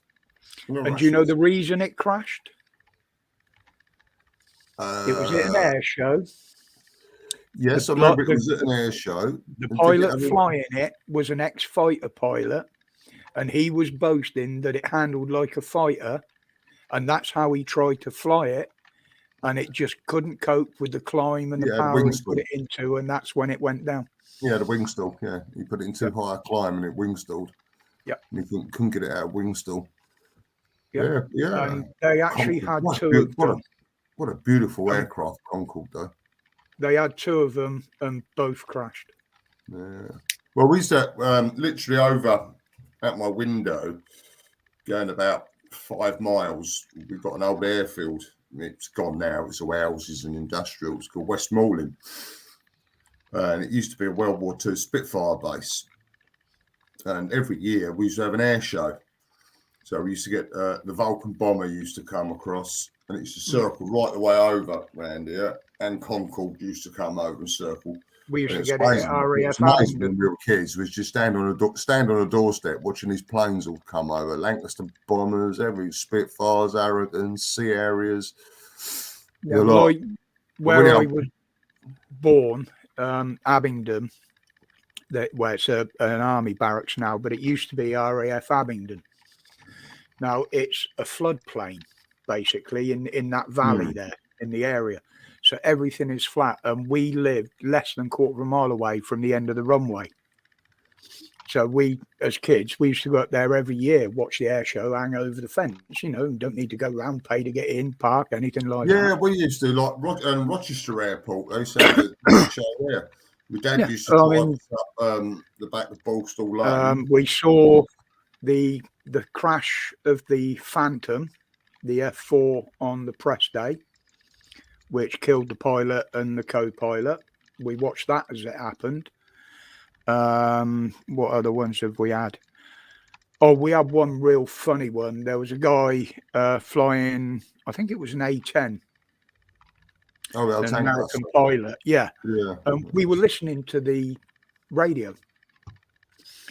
And this guy was boasting. They were telling him where to land, how far down the runway, as they normally do. And he was saying, well, I'll just stick it down. He said, I can land this thing on anything. But something went wrong. And he went through the fence at the end, the catch fence, through the wooden boundary fence, crossed 2 ditches, and ended up in another ditch the other side of the road. But one of the local lads put a picture in the paper, and it was an absolute cracker of a traffic warden putting a parking ticket on it because there were double yellow lines along there. You got this A10 stood at about 45 degrees in this ditch, and the guy's sticking a parking Traffic ticket on order it. going, gotcha. But, Yeah, but also had all areas. We have Westmoreland Air Show, Rochester Airport, which is just up top of Bluebell Hill there. So we used to go up the, like you say, go up the back fence where you didn't have to pay to get in.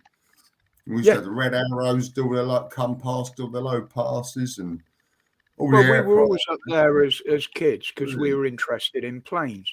I mean, I can go back, God knows how old I was, but I can remember seeing the Blackburn Beverleys coming in, the Arguses, the Andovers. You know, I'm going back to stuff in the sort of mid-60s, late 60s.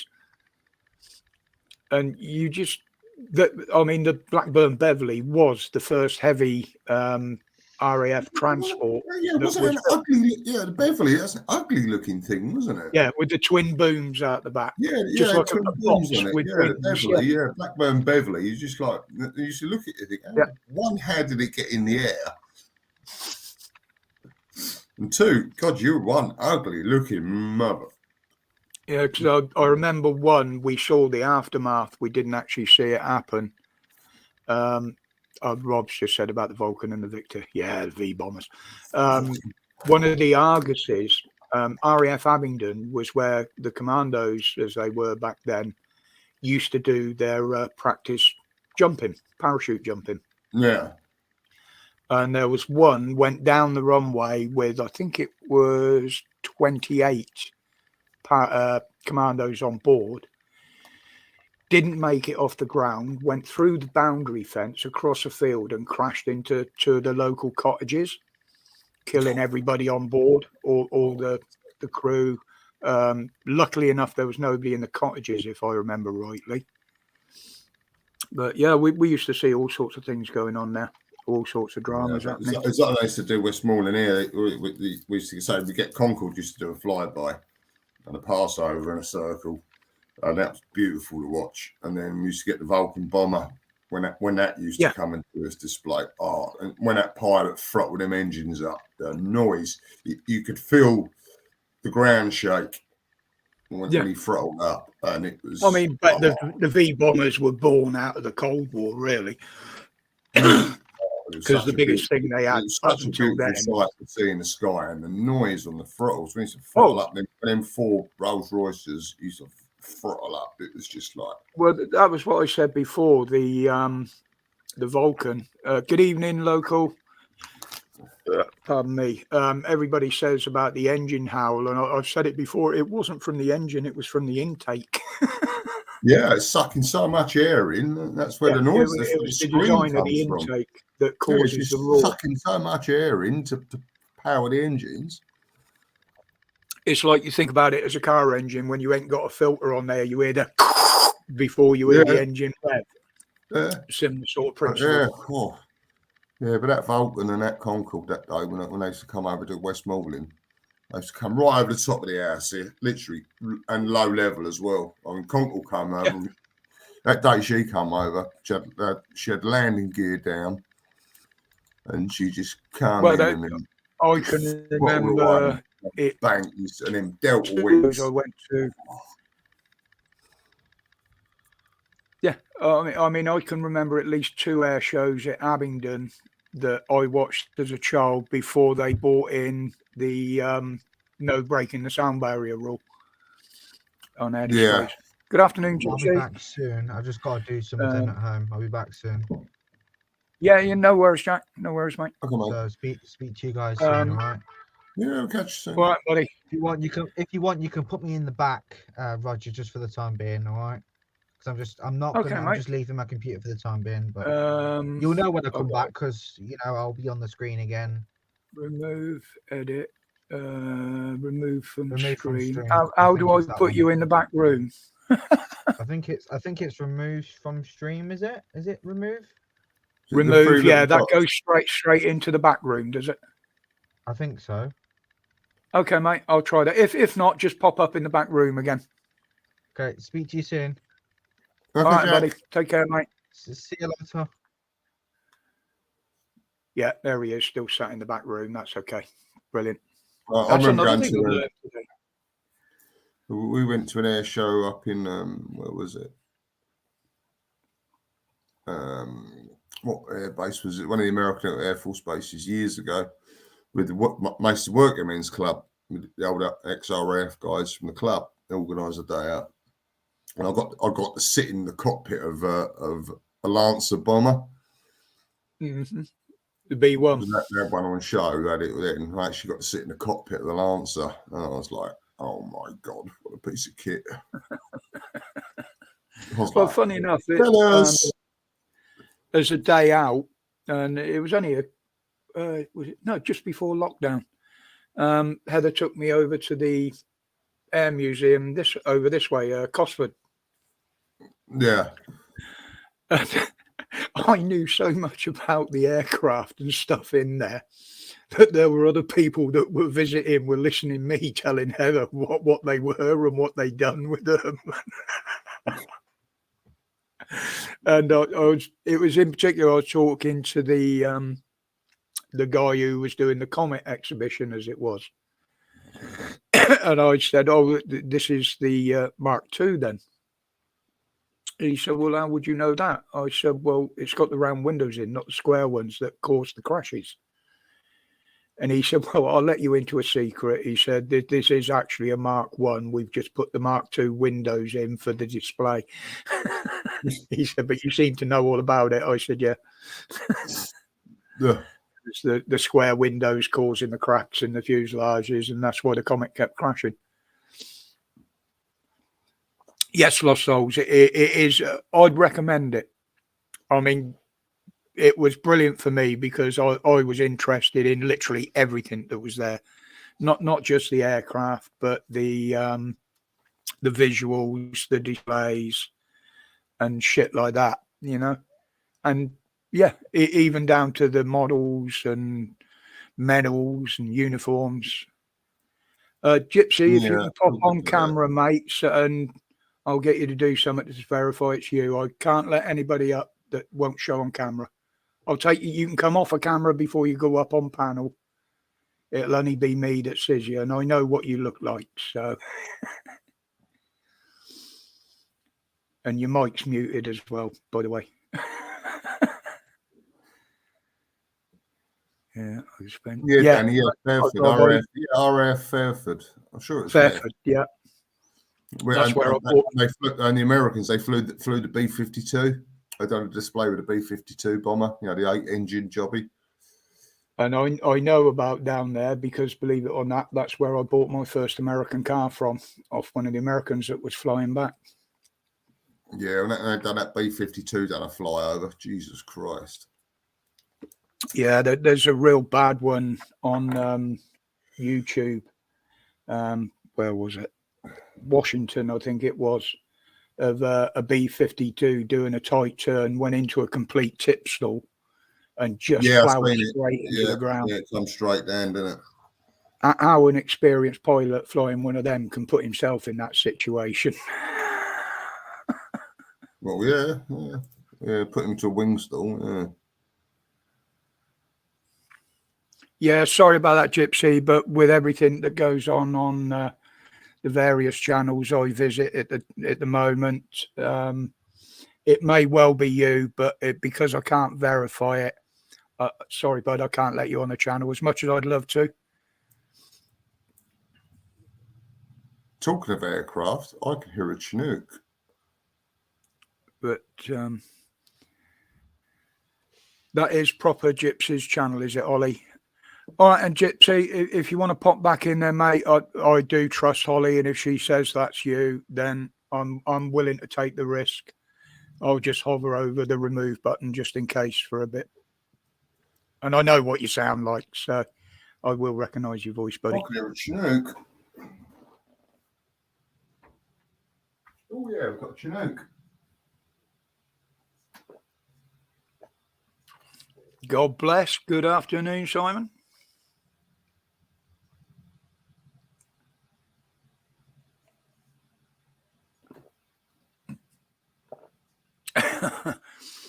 No, it's entirely my choice to trust that, Holly.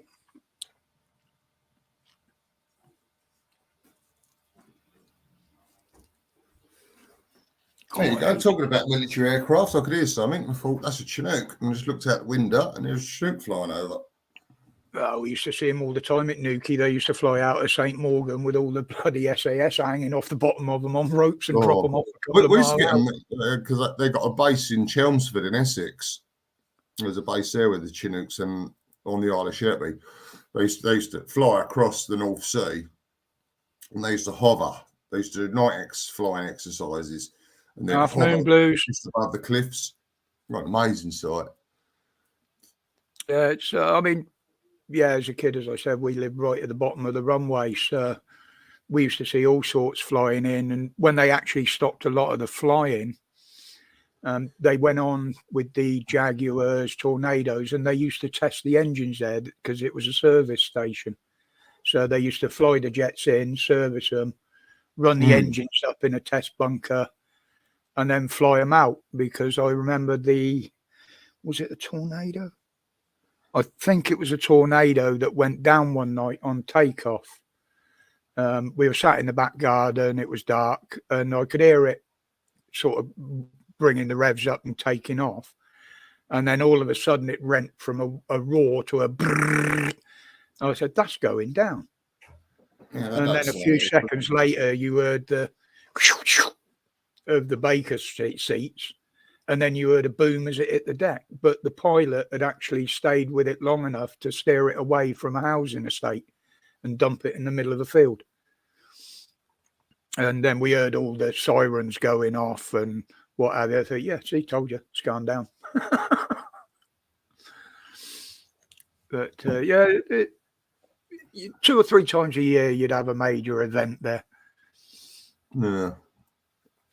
But Yeah, that's down just- the island. They stopped them flying near to the cliffs down the island because of the cliff erosion. They said it was like the vibration of the rotors was starting to get more. The cliff was coming down, but on at night you're sitting down a caravan, and you could hear them coming across.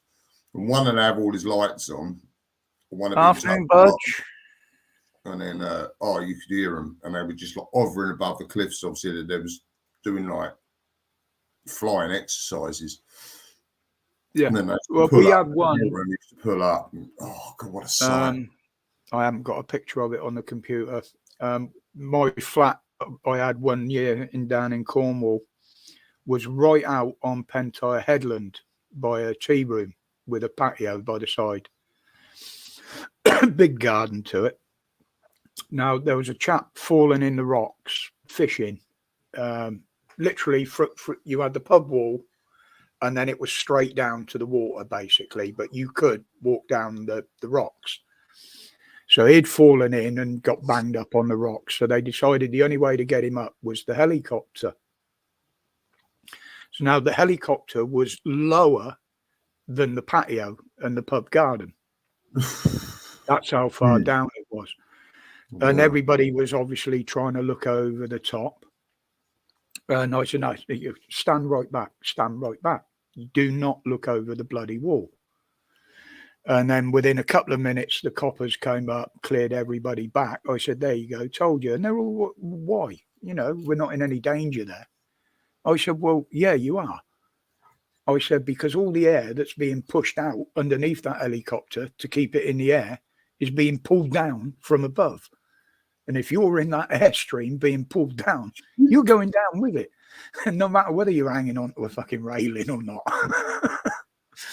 And oh, yeah. And in fairness, one of the rescue team that were on the cliff actually explained that to everybody afterwards as well, you know, why we were told to stay well back.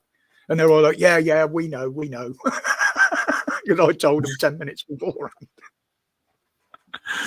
But yeah, you know, there's a lot of hidden dangers around aircraft. Oh, yeah. It's, who else we got in here? If you're still there, Gypsy, if you want to pop into the back room, Lost Souls has vouched for you there, and I will bring you up, mate.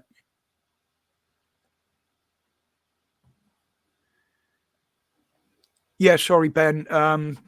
The description's under one of my videos. There's an email there and a WhatsApp. You can use either. They're both dedicated for the channel. They're not my personal numbers and my personal email. They're just for the channel. That's it. I do try and keep me certain parts of my personal life away from social media, as everybody should do. Yeah, like we do. Yes. Like, same as everybody should take a break from it now and again. You know, it's. Yeah, I know what you mean. I mean, most people know with me from 5 o'clock usually till about 7, or unless there's something else going on. I'm very rarely in here because Heather's got home from work. That's our time. That's when we catch up with each other, have a bit of nosh, have a chat about how each other's days went, you know. And everybody needs that break from it. Yeah, you do need a break. Thank you, Tiff. Yeah. You wait, I'll get lots of weirdos ringing that number now. Not that I don't already. But I've started wheedling the ones out on Facebook, and I've done away with Skype because that was a total waste of time. Made me feel good, all these lovely young women sending me videos and asking for details and shit. But no, I knew what it was all about. Oh, yeah, it's all a scam. Oh, without a doubt, mate. Without a doubt. I had one on Facebook, literally within a day. I got the, oh, can you send me the $50 so I can keep my internet going? You know, they hadn't even waited a day and got to know me before trying it. Like, you know. Yeah. But there was one on Skype. I rejected her calls. I rejected her videos.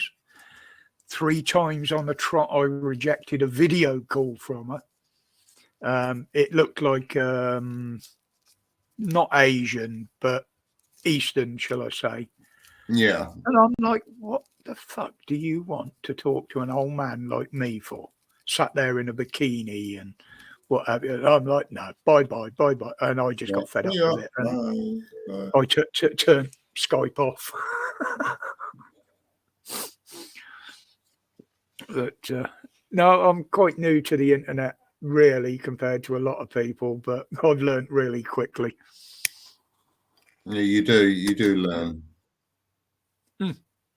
It's like my own personal mobile. The only time that ever gets connected to Wi-Fi is if I told by Vodafone or I get a text to say there's an upgrade or whatever, an update.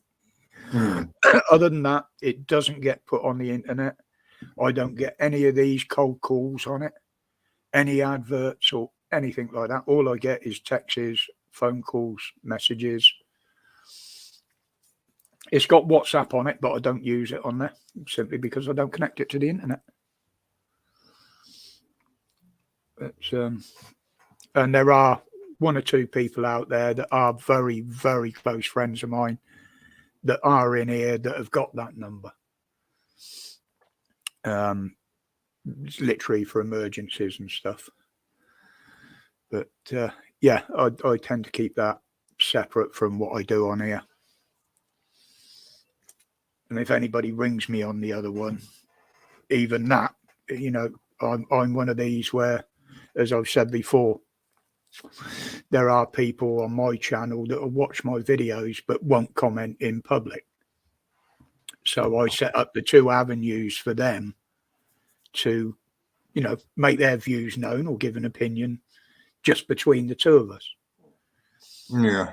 If they say, look, yeah, I don't mind you putting it out that I've said this or but it's fine. I would talk about it now and again if needed. But if they say, no, I prefer to stay in the background, which several of them do, I totally respect that. And I don't even talk to them directly in a video or in a live about it, you know. It's no, it's just the way I am. It does help protect the channel a little bit as well, Mm-hmm. you know.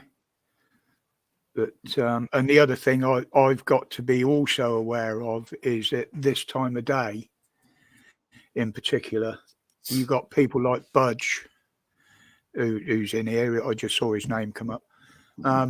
He might be watching with youngsters in the background. Yeah. You know, although I tend to set everything I do as 18 or over. You know, if you've got a couple of kids running around in the background, they're going to hear what's being said. And to be honest, that's why I don't swear a lot on my videos and lives. It has to be something that's really got to me for me to swear, even, you know. Sent him coordinates of a random.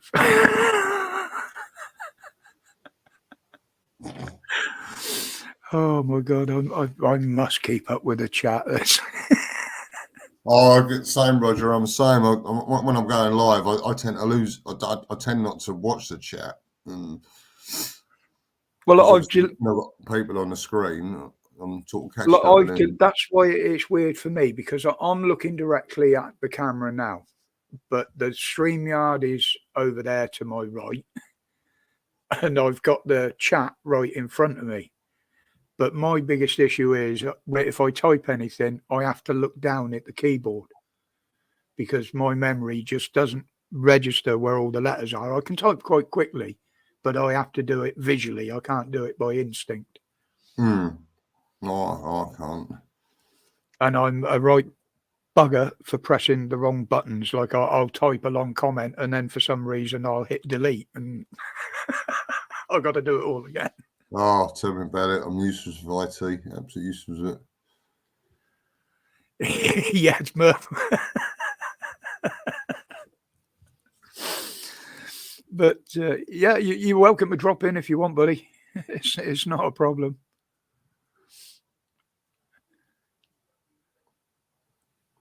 But as he says, he is a political animal.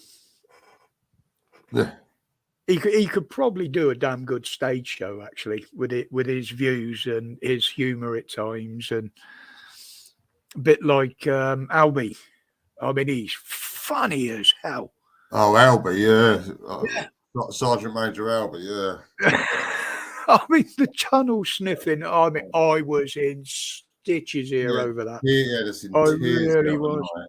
Yeah, it's literally had us all in tears the other night. Yeah. And It's Me as well. He can be quite funny as well. Yeah, It's Me. Sorry, Simon, but you're a waste of time. You're never funny. Sorry, Simon. That'll tell me if he's still in the chat. What's gone? Bloody hell, I need 4:10 already. I didn't mean it, Simon. Honestly, mate. You are a good giggle. As long as you don't take after Budge and start sniffing custard powder. Yeah. Oh, Budge is custard powder. I've had nightmares about it. I woke up with hot sweats in the middle of the night, dreaming of custard powder. Who's asking you for your pictures of your tits then, Tiff? Come on, it's only 4:00 in the afternoon. It's dark. It means it's getting dark. Dear. Oh, hello. We got someone else back in the back room. Hello, hello. Good afternoon, mate. It's Hello. If it's cool, you're ever so quiet. What's going on here? Why are you so quiet? You right? Can you hear me okay? Yeah. Yeah.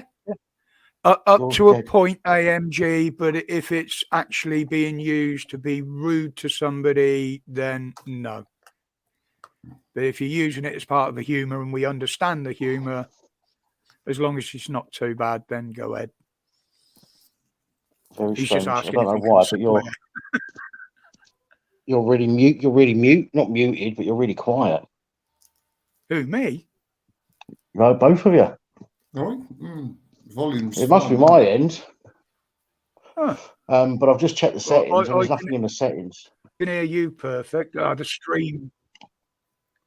Let me Hello, try the sticking stream my was buds in. buffering then, for some reason.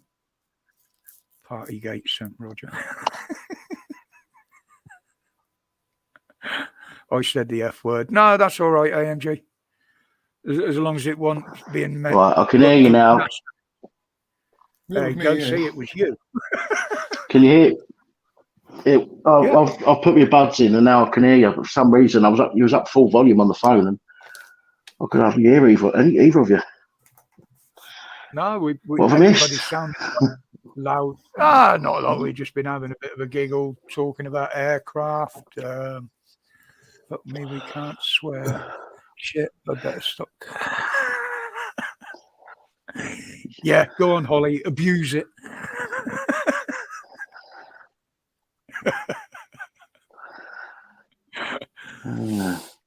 Yeah, it's well, we've been talking about bloody all sorts. What have we been talking about? I'm Yeah, lost. you've been talking rubbish. Fucking hell. No, not rubbish. Just general chit chat. We got a Unless- bit political there at one point, but Well, I'm glad I wasn't in here for that. but that LSP, was more, stop fucking swearing or I'll fucking kick you out for fucking swearing.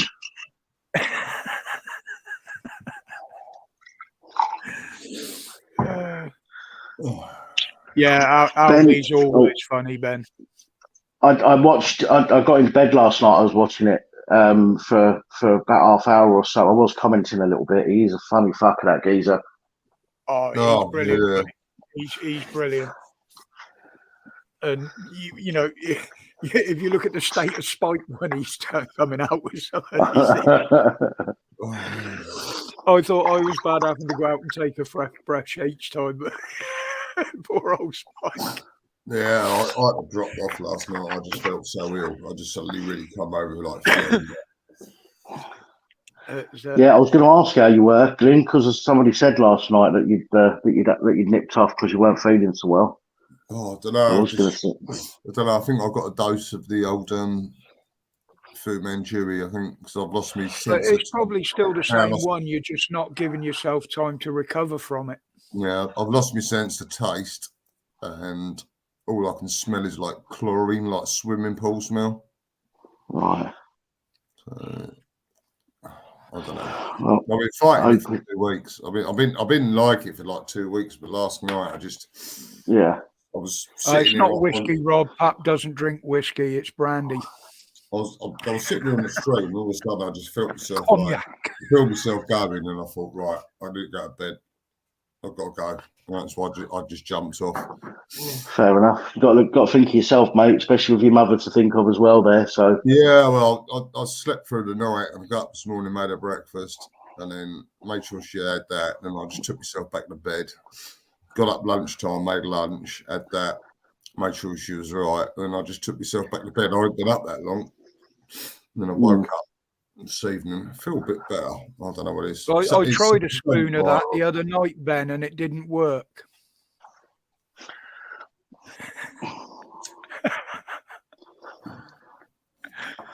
well, I hope you feel better Rob, soon you're anyway, lucky Glyn. Yeah, I'll get over it. I'll fight it off. I just don't know what it is. I think it's just all the stress of everything. Good afternoon, Brian. How's the kitchen going? They're coming back on Monday to grout half the kitchen and seal it, put some sealant around the edges, and then they said they're done. So It's pretty quicker than I thought it was going to be. Mm. Although what they've done is they've had to chase out the wall to put in a new air fucking what's it called? Vent. Yeah, electric one that stays on automatic, or stays on 24/7, but it's got a sensor in it. So when it senses heat in the kitchen, it kicks up a notch and starts rapidly moving some more. So they've chased that out. They've filled where they've chased it out, but they haven't plastered over it. Right. So, but I just think they're leaving it like that. I think they're leaving that to me. Which means it's going to stay how it is. I mean, I can plaster. Don't get me wrong. I used to plaster years ago, but I can't do plastering with my arms these days. Mm. thank you. Yeah, I've This is got done quick. the reports Rather from that than dragging on for investigation. like 2-3 weeks. Yeah.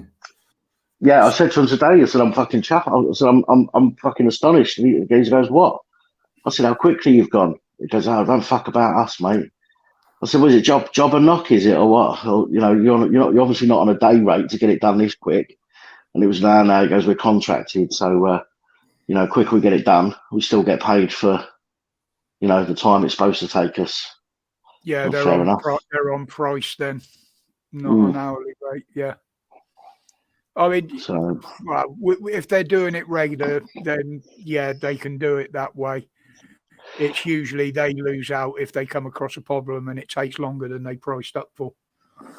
yeah, well, this is because they're contracted to the housing association, so they're doing they do all the houses, all the kitchens and the bathrooms if bathrooms need doing. So they're on a, you know, their company gets a set amount of money for doing them all, and you know, they get paid a set amount each week for doing what they do. So if they get it done quick enough, then they get a bit of time off, don't they? So yeah, that's the way we used to work it.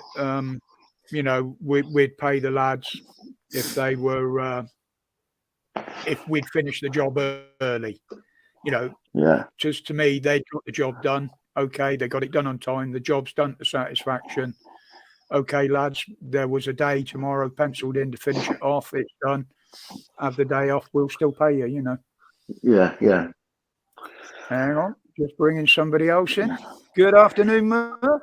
Afternoon, Hello, Murph. how is everyone? Good, mate. How are you? Yeah, not bad, not bad. It's Friday in Dubai, so we all finish at 12 o'clock on Friday, and not back till Monday. So Something they do here as well, by the looks of things. Oh, looks like you got that Friday feeling there, Murph. I'll tell you what, I bloody earned it this week. I've had more meetings than I know what to do with, you know, and it's all the same crap every time. You know what I mean? It's not like we're in rocket science. We manufacture panels for oil and gas, electrical panels for oil and gas. Right? Yeah. So if you've got an order, you just tell me, what do you want that panel to do? And I build the panel. Yeah. But it's like, did you put this in there? Yeah. Well, we've changed our mind. We want to do this. Well, if you want to do that, I've got to then reprogram all the PLCs. Well, how much do you take? I said, well, look, if you'd given me the scope at the very beginning, I've built to the scope. Now you want to turn around and change it all. I said, it's going to cost you money. We haven't got any money. I said, well, then you can't change it. Yeah. It's just stuff like that. You're constantly going around in circles. You know what I mean? And that's the killer. Hi, Brian. And somebody else who else to see. England for the English. How you doing? And God bless. How you doing? Fucking knackered though. So I just feel run down. What's time? Nearly 4:20. I'm going to jump off in a minute because I've got to go and get dinner ready. Well, it's 20 past 8 here. 8:20. Yeah. Yeah, so I've got to go and get dinner ready and have dinner, and I can settle down for a couple of hours and decide what I'm doing tonight.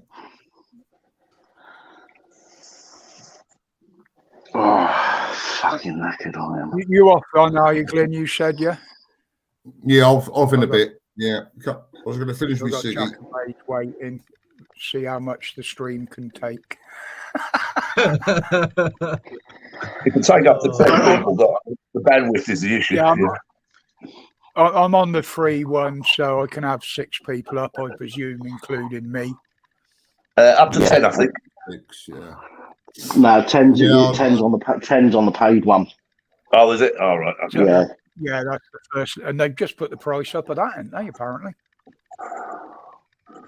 No, Well, I tend not to go live too often because I always end up getting banned from YouTube or Facebook or something like that for a month or so. Yeah, we've started to get some warnings on Facebook now for some of the stuff I've been sharing. It's ridiculous. It's ridiculous. You know what I mean? I shared out the COVID findings this week, and I got a 5-day ban. I'm looking forward to earning my first patch of YouTube Jail Survivor. Holly's got a Oh, I've whole got box full of them. Same here. Ollie's got so many she sells them on fucking eBay. Right. And that is across, I think she had last counted about 4 accounts. or something. I'm surprised Kel HD is still back up there at the moment. She normally lasts about a week before she disappears again for another 20 days. That's a pesticide on my lettuces. Yeah, don't use vinegar, Rob. That'll kill the plants. Right, I'm going to jump off because I've Yes, got to go Tiff. get dinner. I've got to get dinner ready. You lovely people. All right, Nice to Glenn. meet you too. See you And later. Appreciate you dropping in, mate. You're always catch you all welcome. You know later, that, so buddy. have a good Okay, early Glenn. evening and whatever you're doing, and take Yeah. care. You too, Glyn. Ta-ra, mate. Yeah, right. Take Yeah, care, we'll buddy. get dinner ready and. Oh, What yeah, makes you really. think your comments weren't being seen, Tiff? Yeah, we can see them all here. See you later. Oh, do you know? To be honest, I wish I hadn't even gone off and done whatever and just stayed on here.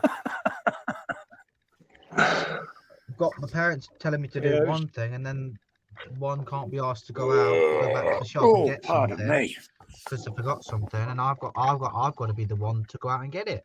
I said no. I said I'm not going out all the time. If Excuse me. parents had Sorry. told me earlier in the day, then I wouldn't have minded. But it's a bit too late now, isn't it? Good afternoon, Sturt. Good afternoon, my little pet troll, Mr. Upton. How are you? Now behave yourself. This is a clean stream. Unless me and Dan have started it. Clean. Fucking hell, I have a laugh. Yeah, I know. Yeah, I was just thinking that. I was thinking that the language could be a bit blue most times, you know. I only came on because the conversation went on to requests. You know, I was waiting to see the tip pics and all of that. You know, but obviously it wasn't going to happen. You know, I'm very upset. No, I don't even allow soft porn bombing on here. No, that's true. That's true.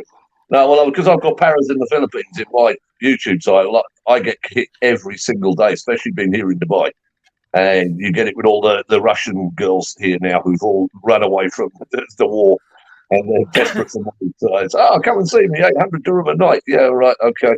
And how much is Yeah, the I've heard them Russian girls make good housewives. Yeah, they do. Yeah, they clean with a Kalashnikov.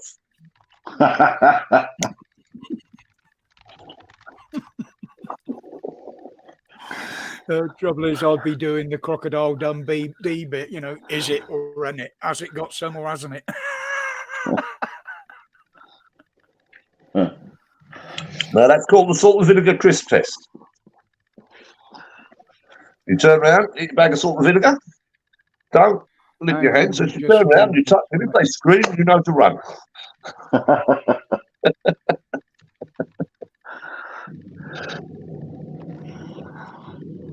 What have you been up to, Jack? There you go, Nathan. Well, Nathan just trying popped to up get- in the just back trying to- room there.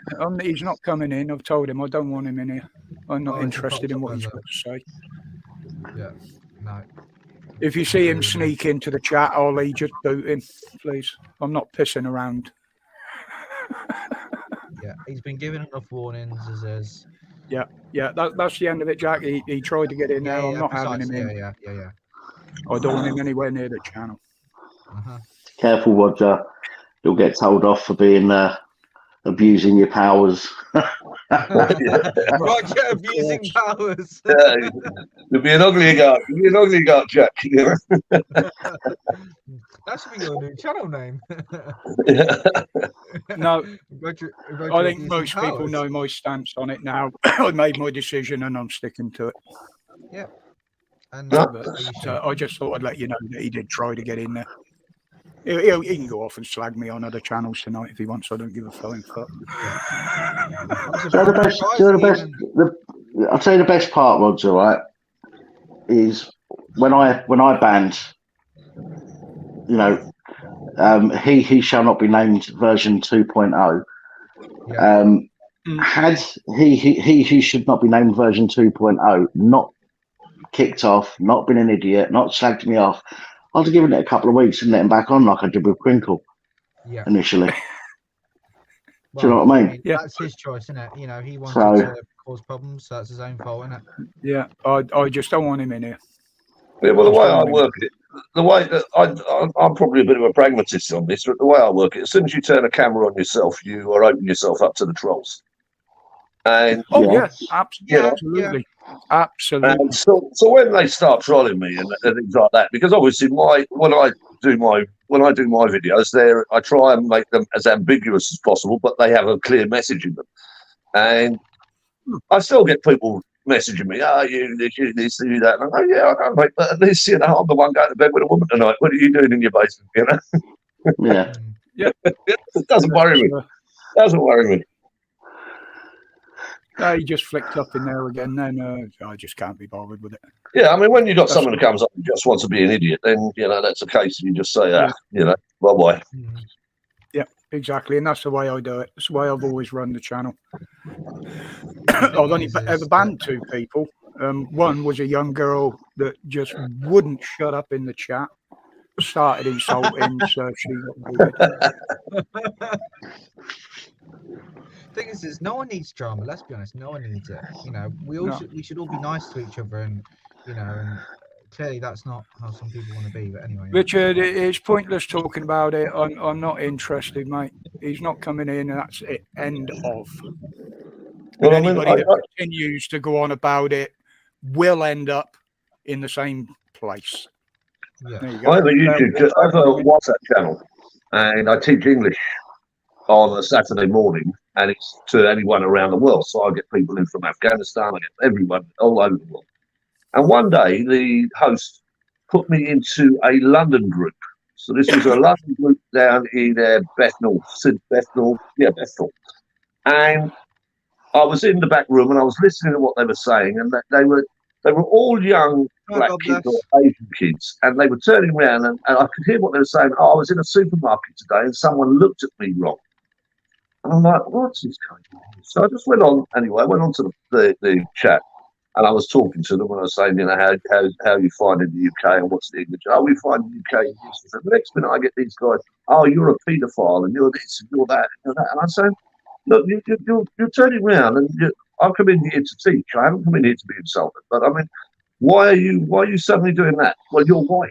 I said, well, that's really going to say a lot for the UK then, isn't it, in the future? If that's just because I'm a white person who's trying to help you and teach you English, that you're actually turning around and calling me every name under the sun.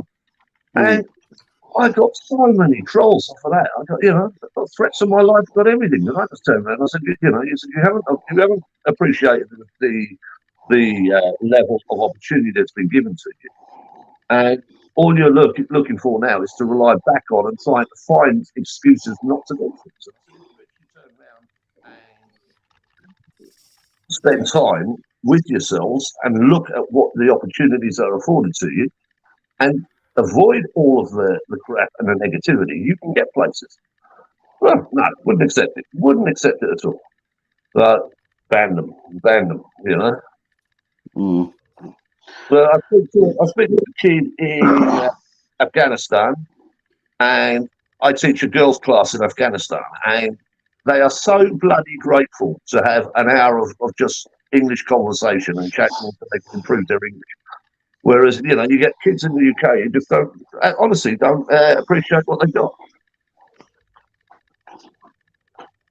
Yeah.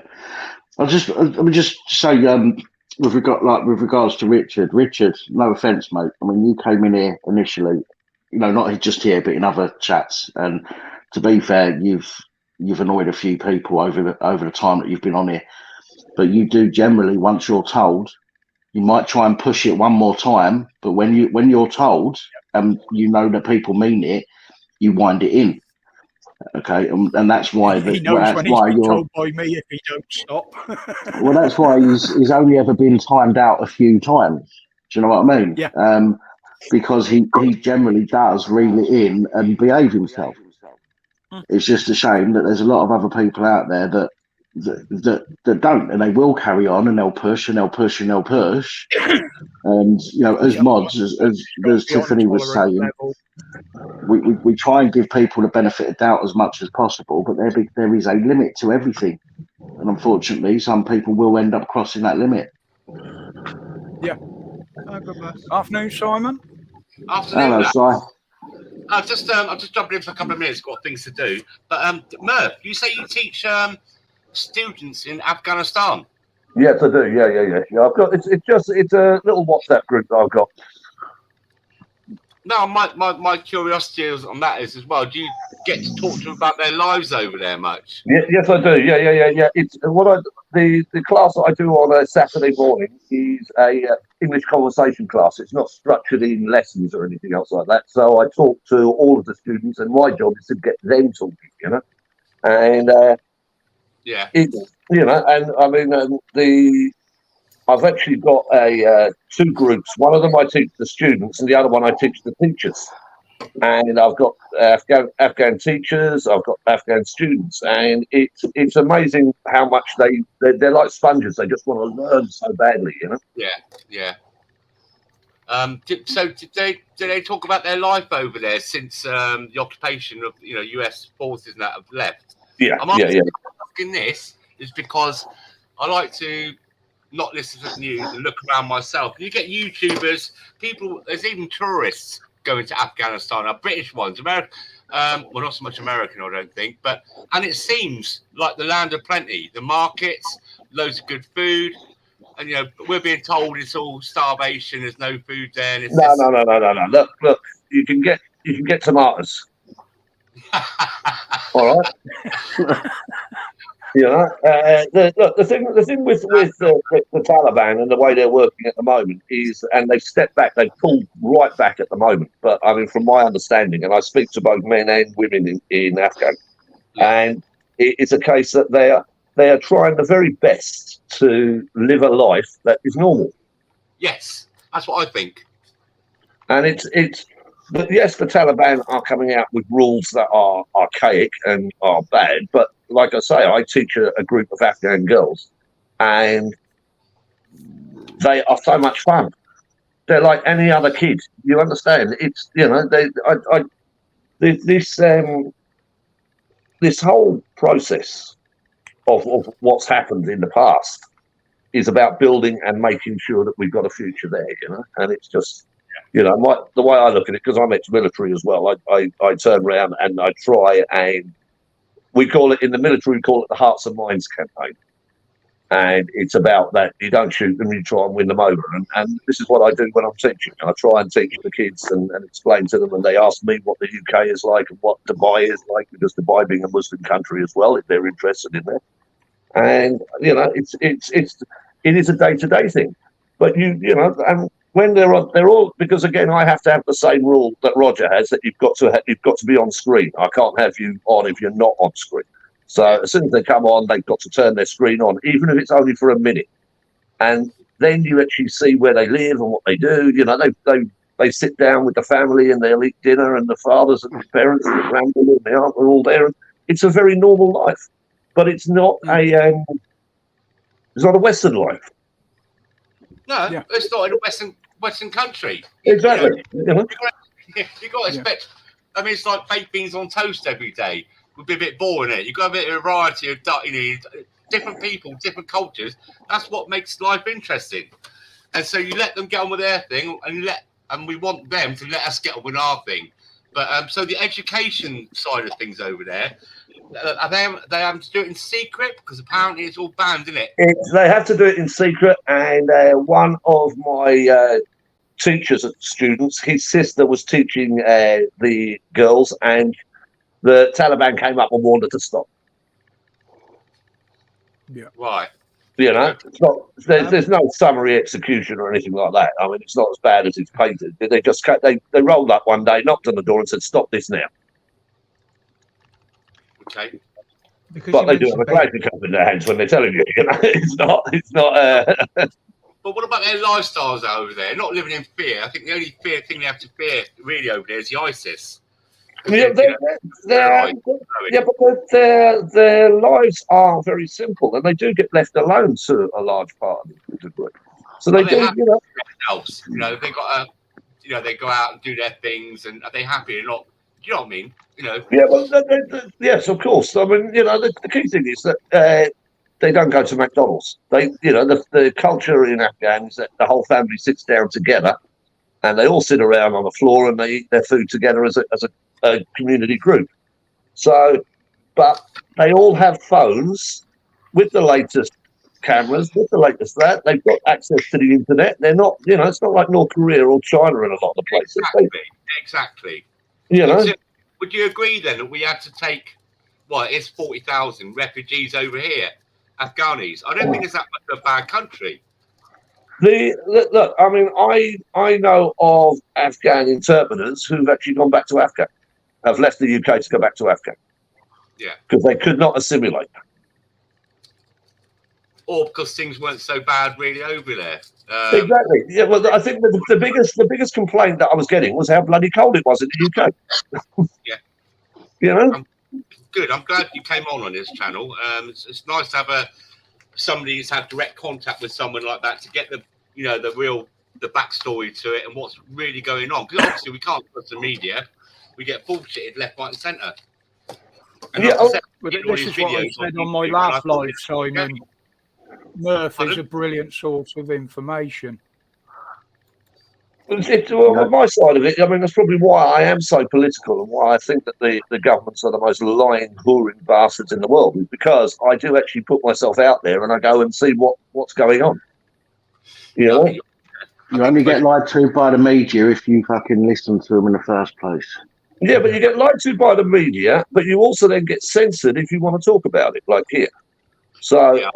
I've got my own WhatsApp group, and I've tied up with a doctor in Vietnam, and the doctor in Vietnam has got me into places that I wouldn't be able to get into myself. You see, so it's a case that it's a joint channel where we put a Zoom out and we send it out to 2,000 students every week, and boom, we get them on. Yeah, I mean, people on here probably know that I do like to get a little bit political, but my view is on the Taliban stuff. I think what happened is that USA, CI5 and that, they funded set up the ISIS to overthrow the Taliban, and it backfired. That's what's happened. Yeah, but the Taliban were actually financed by the CIA during the Russian invasion. Coming in. You know? Oh. Yeah. So I mean, the USA are pretty piss poor for their reputation in Afghanistan and in the Middle East as a whole. They've been financing all kinds of shit over years. Well, look at Ukraine, you know, and all the stuff. It just goes on and on and on and on and on. It's never ending. Never ending. Ukraine is a different story. Ukraine is a sales room. Yeah. You can go and you can say this is the best missile in the world at all the exhibitions and everything else like that, and people will have to take your word on it and go from here. They're actually physically, all these countries are physically seeing these weapons in action. And now the order books for all of these weapons has gone through the roof throughout the world. It's the biggest sales ground going. Record sales. Record sales, they've recorded. But, you know, but most of the stuff they're sending over there at the moment is old shit stuff, isn't it? So but there's a country that wants that old shit stuff, you know? Yeah, it's like when you see these Black Friday sales and people killing each other in Walmart for fucking Polaroid tellies that no one would want to buy normally, and you know, it's just like getting rid of the old stock, you know, like the Amazon Black Friday deals. That's what it's down to, clearing it all out. And you've got to remember as well, the USA coincidentally left 80 billion worth of weaponry over there, and then shortly afterwards, now they're donating it to the same amount of funds. They left a lot more. Afghan didn't have enough. About weaponry, it's 190 billion at the moment. The USA have done it. The USA just up to the left and just walked out. Afghanistan never had an air force until the USA left, and they left all their helicopters. Third best equipped army in the world.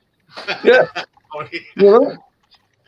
I mean, you know, if you look at the Afghan side, if you look at the Afghan side, that before America left, the AK-47, the Widowmaker was the staple choice.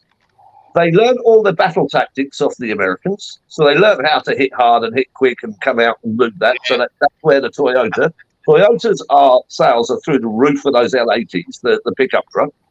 They then have now got special forces that are all kitted out in American kit. I thought the Americans have gone back. When you watch some of the, if you type in on YouTube, Afghanistan HD, there's a YouTuber. He's a nice guy. Just generally goes round. When you see some of these soldiers, you think, "Oh, where is he? Has he got?" Yeah. Well, they're American, aren't they? Yeah, they've got their own special forces group now, and all kitted out in American kit. You know, They look the part, don't they? They do look the part. Yeah. You know, well, you understand that a lot of the Afghan interpreters and everything else like that were guys that came from Afghan, which was always a tribal country. It was whoever the warlord was from a particular region. And the poppies were the biggest trading value going. Yeah. What's happened now is that the poppies have stopped being grown to a larger. They're still grown, but not to the full extent. You know, it's not the main economy of the business. One of my guys that comes on is a travel agent, and you know, Afghans are allowed to go to 13 countries in the world, so they go regularly. You know, so there is money. There is money. There is optimism. What's it called? The green. What's it called? The area, the green something area in Kabul. The green. There's a special area, isn't there, prior to the leaving? But you see tourists going there, staying in nice, beautiful hotels. Oh, pardon me. Oh, Yeah. Charming. you're like a walrus. Yeah. Walrus, isn't it? He's doing a mating call. The green zone. The green zone. Yes. Yeah, the green zone. Yeah, the green zone. It doesn't exist anymore, but it used to be They still Cape call Cod. it that. Yeah, and the They still hotels call it, yeah. it's so cheap. You know, it's best to get like an interpreter. The only thing you have to worry about over there is not the Taliban so much. Obviously, don't burn a Quran or kick it around in the playground. is the ISIS kidnapping you or murdering you? Yeah. Well, they've still got the kidnap groups there, and they're called the ISIS, but they're just Afghan, you know. But bear in mind that these guys have been killing each other now for nearly 2,000 years. They're very experienced at what they do, you know. And kidnap was always a big thing, you know. And to think that we could, you know, our Western countries sort of go in and control it all. But I mean, it goes back to Blair. What's his name? Saddam Hussein. He kind of kept them all in tow, didn't he? All the tribes back in the day. And If you look at Saddam, he was he was an absolute bloody monster, but he kept everything in line.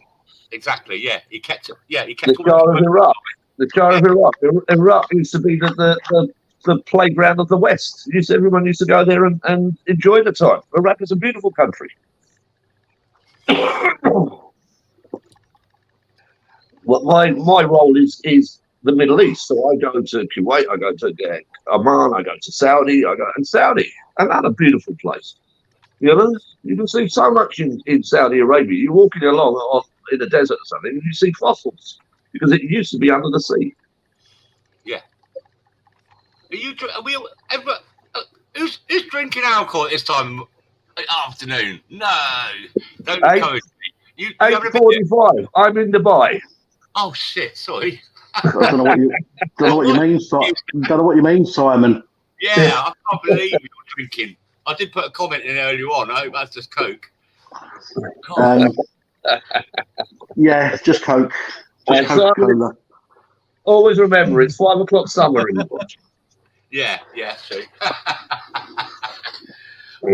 You just How long have you been over there take the for, hit, Mel? will you, Nathan? Well, I've been You're out. I've not been in the Middle East coming since nearly 17 years now. Wow. Where did But you come from, England wise? I'm an engineer by profession. So I've in the past I've run the Burj Khalifa. I've been the chief operations director for the Burj Khalifa. I've been in Saudi Arabia with the Princess Nouri University, commissioning that up, which is a huge 50-acre. It's got its own train, it's got its own tram. I specialise in the big kit, you know. And 2 years ago, I set up my own company out here. So I build electrical panels for the oil and gas industry.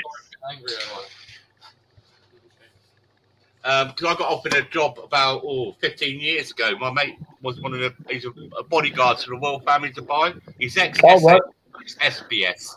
Yeah. And he's about 6'17", and his wife.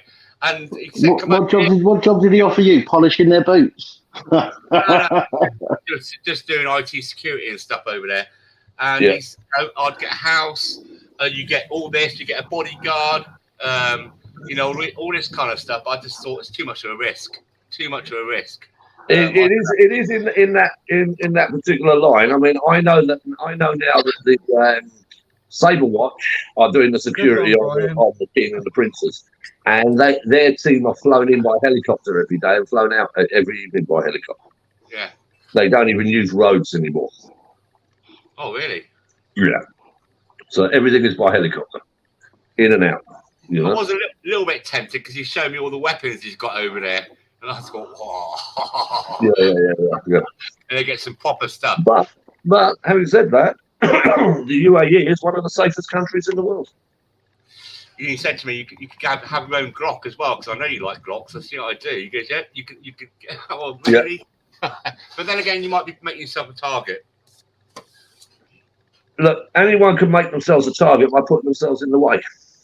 Exactly. Yeah. You know, it's a case that I'm ex-military, and you know, I've been in Dubai now since 2015.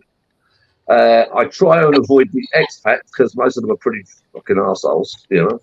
Yeah. They really are. You know, I've always the observation that I came up on after about 3 years here was that any expat here is basically someone who wouldn't be able to hold down a job in the UK.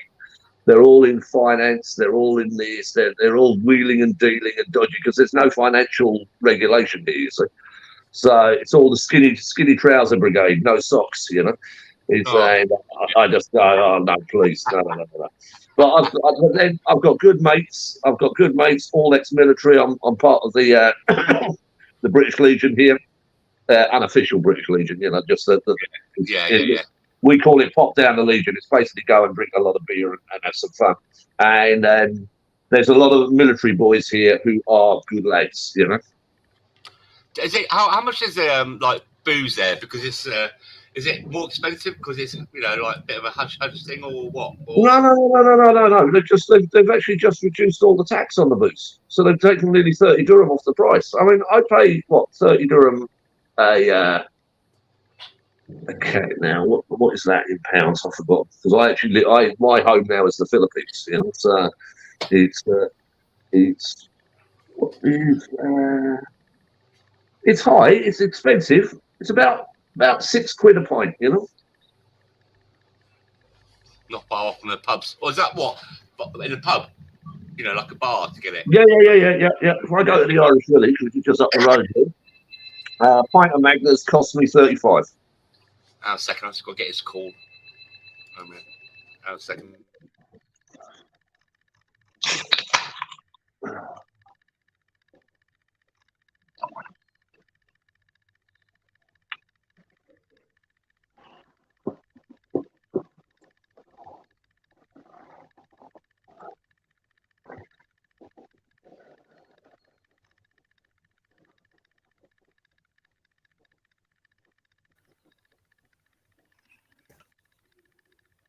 Sorry about that, people. I muted myself and turned the volume down. Just getting a bit of advice. Yeah, I know. I'm back. 80 gallon of fuel in Dubai at the moment, isn't it? 80 pence. Sorry. Say that again, please. 80 pence per gallon of diesel. I tell you what, you should see the panic. I'm on British Dads in Dubai on a Facebook group, and you should see the panic every month. And I'm saying, why? Because every month they will set the price of fuel. And it was like I'd fill up my car, and one month it's 135 dirham for 50 litres, whatever, and then the next month it's 165 dirham for it. And all bloody war starts over this 165 dirham. And I just say to them, I said, look, 165 dirham, that's around 35 quid for a tank of fuel. What are you shouting about? Venezuela's the best at the moment. Well, Venezuela's always in the lead. They per gallon of diesel with conversion into English money is just 1.6 pence. Yeah. Can you count it? What, just over 1.5 pence? Yeah. A gallon. God. It's crazy price. That's why we all drive big cars, you know. That's why we all drive huge, bloody big gas guzzlers, you know. Yeah, I found that out when I used to run American cars over here. Just how much extra it cost you. Well, no, even their little Ford Escort over there, the equivalent is like 3 litres and stuff like that. But little shitty Escort. Yeah, it's a V6. They call it. Oh, what is it? They call it. Their Fusion was our Escort. I think they call it the Fusion over there, but something like that, yeah. And they got like, do you remember the old Sierra? Yeah. They got Sierra version. Well, that's probably 3 or 4. Well, I was working for the royal family down in Abu Dhabi, and my son was selling his car, and I bought the car off him for 30,000 dirham. And it's my pride and joy. And it's a Jaguar XKR V8, and it is it's 2004. So even just trying to get it bloody insured is a pain in the ass, because they'll only insure you third party on any car over 5 years old. And I love it. They had the big exodus of businessmen over there. A lot of the supercars and stuff like that were just left in storage.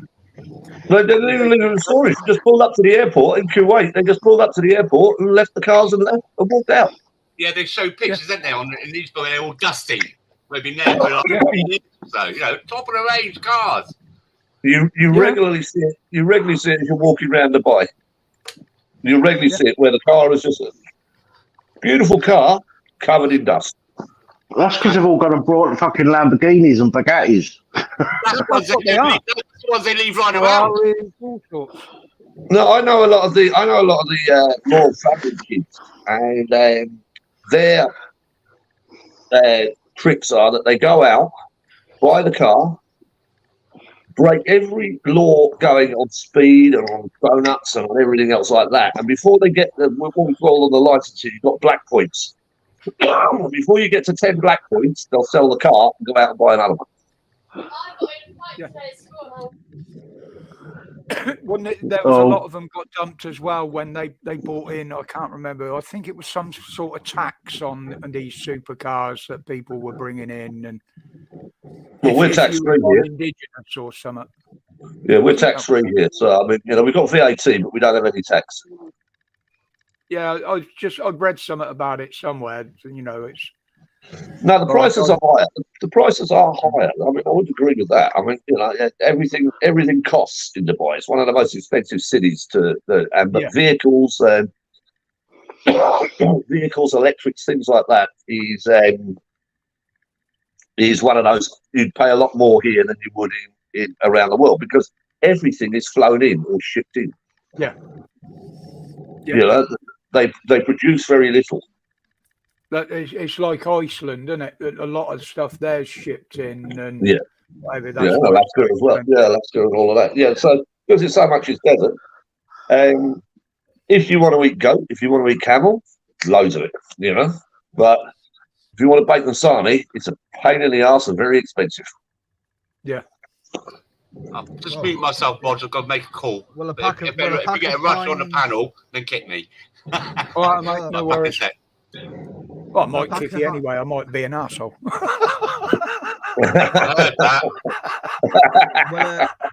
a pack of Heinz beans. But that's the thing I like in here, and with respect, a lot of the time on Paps Live as well. Yes, we say things like that in humour, and it's taken the way it's meant in humour, and that's what I like about it. You know, I took it sideways. Well, you would. Yes. Only because you've got yeah, that's because you've got poppers. That's a bit perverse. Keep it clean, please. Keep it clean. What was I going to say? If he didn't have his Yeah. poppers, he'd have to take it horizontal, vertical. I've got one for each nostril. Well, a pack of Heinz beans now is about £5 compared to it used to be £2 at one point. Now it's a £5. So it's like just over £1 per. Well, do you know what to do, don't you? You make it last. All you do is you empty the beans on your, heat the beans up, put them on your plate, and then just suck the sauce off. Put the beans back on the plate, and then chuck a bit of ketchup on them the next day. You can have them again.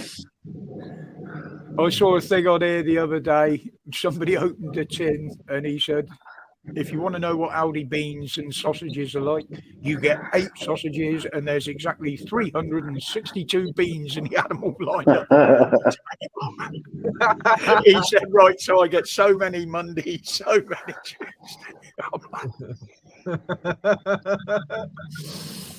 Oh, it was hilarious.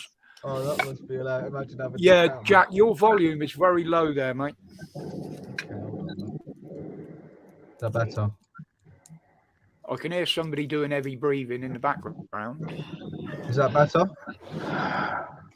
Yeah, a little bit. Well, now. What now? Yeah, a little bit better. It sounds very hollow, echoey, like, you know. Oh. What about that? That's better. That's a bit better. I've set it up to automatically adjust mic volume. There you go. Well, mine does nothing automatic. The only thing it does is reset all my mic settings every bloody time I turn it on. Oh, I hate that with OBS. Every now and again, when there's an update, you've got to sort your audio settings out again. Oh, it's a pain. Yeah, but I ain't got nothing like that, see? Yeah. Well, Dan understands the pain because I bet he gets it a lot as well. I don't, to be honest. I rarely update because when I've got something working, I think, why fucking fix it if it's not broken? Your OBS ain't worked since you did the last update anyway, has it? Well, no.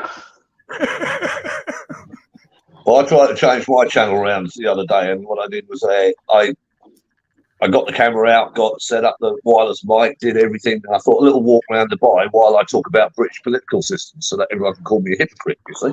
And, you know, it was so I went on this and I was going, all right, now we've got the COVID inquiry and already they're hijacking it and they want to turn a race into it, the BAME, did this. So 30-minute video, did a couple of reshots going through because of people were, so I had to do a couple of reshots. So I was just talking and walking, you know. And I just show myself first and then turn the camera around and start walking so you can see a bit of Dubai as I'm walking around discussing these political things. And I went, right, that's a shit. I'll upload that and I'll get it done. Forgot to turn the fucking microphone off. So I spent 3 hours out filming and I'd forgotten to turn the microphone on. I've regularly done videos and had to go back and do them again because I've or haven't turned. I don't turn the bloody camera on. I was just trying to make it rather than talking heads, you know, rather than just a talking head. I was trying to give it a little bit more, just build it up a bit more. But I'll do that, you know. Well, that's what I do in the summer. I'll record with my phone. And I used to go for a walk down the brook through the woods and that. Yeah, I'd do my videos from there, you know. Yeah, you know, and I mean, one of the things that I didn't pick up on as well, I've got ND in the camera, built in the camera, and I didn't turn my ND on enough, so I'm blown out in a lot of the shots. So just learning curves, you know. There's a lot to be said for a cheap PC camera. I'm going to call it for a little bit, guys, because I've got some other stuff to do. So, well, Jack, good to see you, my man. Okay, yeah, mate. take care. Will. Take care. Hello, Pat just later. dropped out as well. Yeah. Take care. We'll see you later. See you later, buddy. All right, Jack. Take care, mate. See you later, Roger. I mean, I probably won't be on for much longer anyway because Heather will be down. I'm back now. You can come back. Oh, hello. I'm back now. Come back. I can hear a loop in the background somewhere. Oh, hang on a minute. Sorry, that's me. Yeah, that is good. Yeah. I clicked on the God bless I the clicked UK. on the Yeah, wrong God tab. bless the UK. Turn the Sorry, I clicked on the wrong tab. You got the live tab, so you can reply back to people, and then you got the StreamYard tab. Sorry about that. Apologies. I have them both open on the same screen so I can control both. Yeah. But yeah, Heather will be finished soon, so I shall be winding up shortly. No problem, my man. No problem. Good to see you all. Got some more messages coming in here. The demo's on tomorrow for Dover, apparently. Yes, yeah, I've seen that. Yeah, it's Steve Law's put out that it's back on. Oh, it's his first mod. He's a good boy, that Steve. I really, I do like. I think what he does is amazing bloke. Really good. Well, that's two of our boots on the ground is Steve Laws and Liam T. I was Liam T's first mod as well at 3 o'clock in the morning when he was original pisshead. Hey, God, let's about the piss head. You talking to me, Yeah, Simon? they You talking about tried me, to- Simon? Ah, you wish. No, I told you. I knew Thank you, you'd be Matt. back. You were like someone else. Stalker. I've heard you a lot more than that. You're the one who likes it sideways. Shut up if I were you. You think he's bad at this time of the afternoon, Murph, if you want to hear him at night? God. Yeah, We have to that's sit what I'm gonna here and drink. watch him cooking toad in the hole at bloody 3 o'clock in the morning. Oh yeah, I'm the foodie ninja, wasn't it? Yeah. Trying it out, doing experiments. It's like a cooking program. Roger, Yes, mate. check your WhatsApp in a sec. Yeah, I just saw that. There's no rush. No rush. Where is it? Yeah, that one.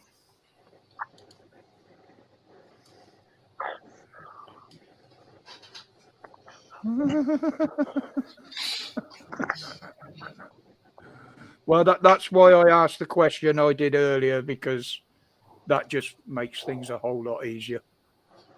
So, Yeah. there we go. No worries, mate.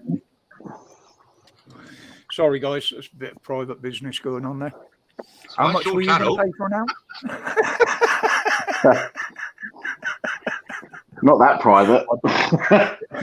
I'll do it half price. X stock. X cock. Yeah, it's a bit freeze dried now. I've been running a book for about a year on how long Amazon will carry on calling it a Black Friday. Oh, there's this. It's something that who tried. No, I didn't sign you out, AMG. Yeah, it's ridiculous. I mean, the Isle of Man, the Isle of them. For fuck's sake, you know. I mean, Them Chester. it's absolutely ridiculous.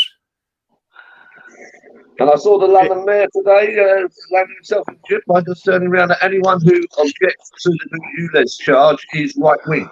Yeah. New buzzword. He didn't say anything about the people chanting that he's a useless cunt outside his house last night, though. Yeah, there was a load of them outside his house or his flat or something, giving him a right load of grief. Good. Well, I mean, look, he's the only London mayor. I'm not a great lover of Boris Johnson, but he used to cycle into work every bloody day. He used to do whatever he did. Ken Livingstone used to catch the bus in every day. And it's only this London mayor that needs a complete protection squad of 5 cars just to go and walk the dog. You think fucking Biden's come to visit London? Not Biden. Yeah, Biden with a cascade of armored vehicles. Yeah. And they're not even electric. Not even electric. He would arrest you. He made a right cunt, as in KHUNT, of himself today, didn't he? Did you hear what he said? No. Yeah. Right, so they had, they have this committees, they question him. There'd been loads of protests. And, that's the London Select. That's it. Select committee, and people were cheering. Well, jeering, not cheering, in the background. They're saying that we're not going to continue with this unless everyone calms down. So they calm down, and they started saying to him, "What are you doing about this congestion charge and that?" He goes, "Well, if anyone disagrees with it, basically, you're just like the COVID deniers. And you know all this anti-vax, and you're far right and you're conservative supporters." Yeah. That's what he said. If he's still in office next week, there's something very seriously wrong. Well, I mean, it's pure racism as well. Yeah. But if He only he got in thinks because of the Londoners lockdown. are behind him, why does he need to feel he needs to be protected and won't go out in public on his own? If he thinks London's behind him. Well, he's the only mayor that ever has, Conservative or Labour. You know, he's the only mayor that ever has. He was all right, wasn't he? Was it Livingston, wasn't it? Ken Livingston was prior to Boris. Yeah. And they used to have the London Mayor's Festival and that. We used to go up there just for that. Along the Thames. Embankment. It used to be brilliant. Really good. Felt safe. The good fireworks shows in the evening and carnival. Now, forget it. St Patrick's Day parade in London every year. In Trafalgar Square and along the South Bank there was always a good crack and a good bit of fun. Yeah. There was all these things going on, you know. And then you've got this guy. Hear a word that he was being we can't investigated. actually have a New Year's Eve celebration because it's too dangerous. The crowds will actually be too much, and we can't allow it. Yeah, Okay, I've heard that he is under investigation for financial dealings, but I can't substantiate that. I've just heard the word that he is being investigated. He's been investigated for his finances on his last election. Yeah, I knew that one, but there's another. Somebody said he's being investigated for some of the financial dealings with the money he's had off the government and taxes and that coming in. Be careful there. Be careful there. It may well be, but unless it's substantiated, you can't actually start shouting about it because that's exactly. That's why I said I can't. I've just heard that. Yeah. You know, I haven't looked into it. If anything comes up that looks like it's okay. Oh, the worms are turning. The worms are turning, and you know what was interesting today. Sue Gray going off to be the chief of staff for Labour. That might be. That could be very interesting.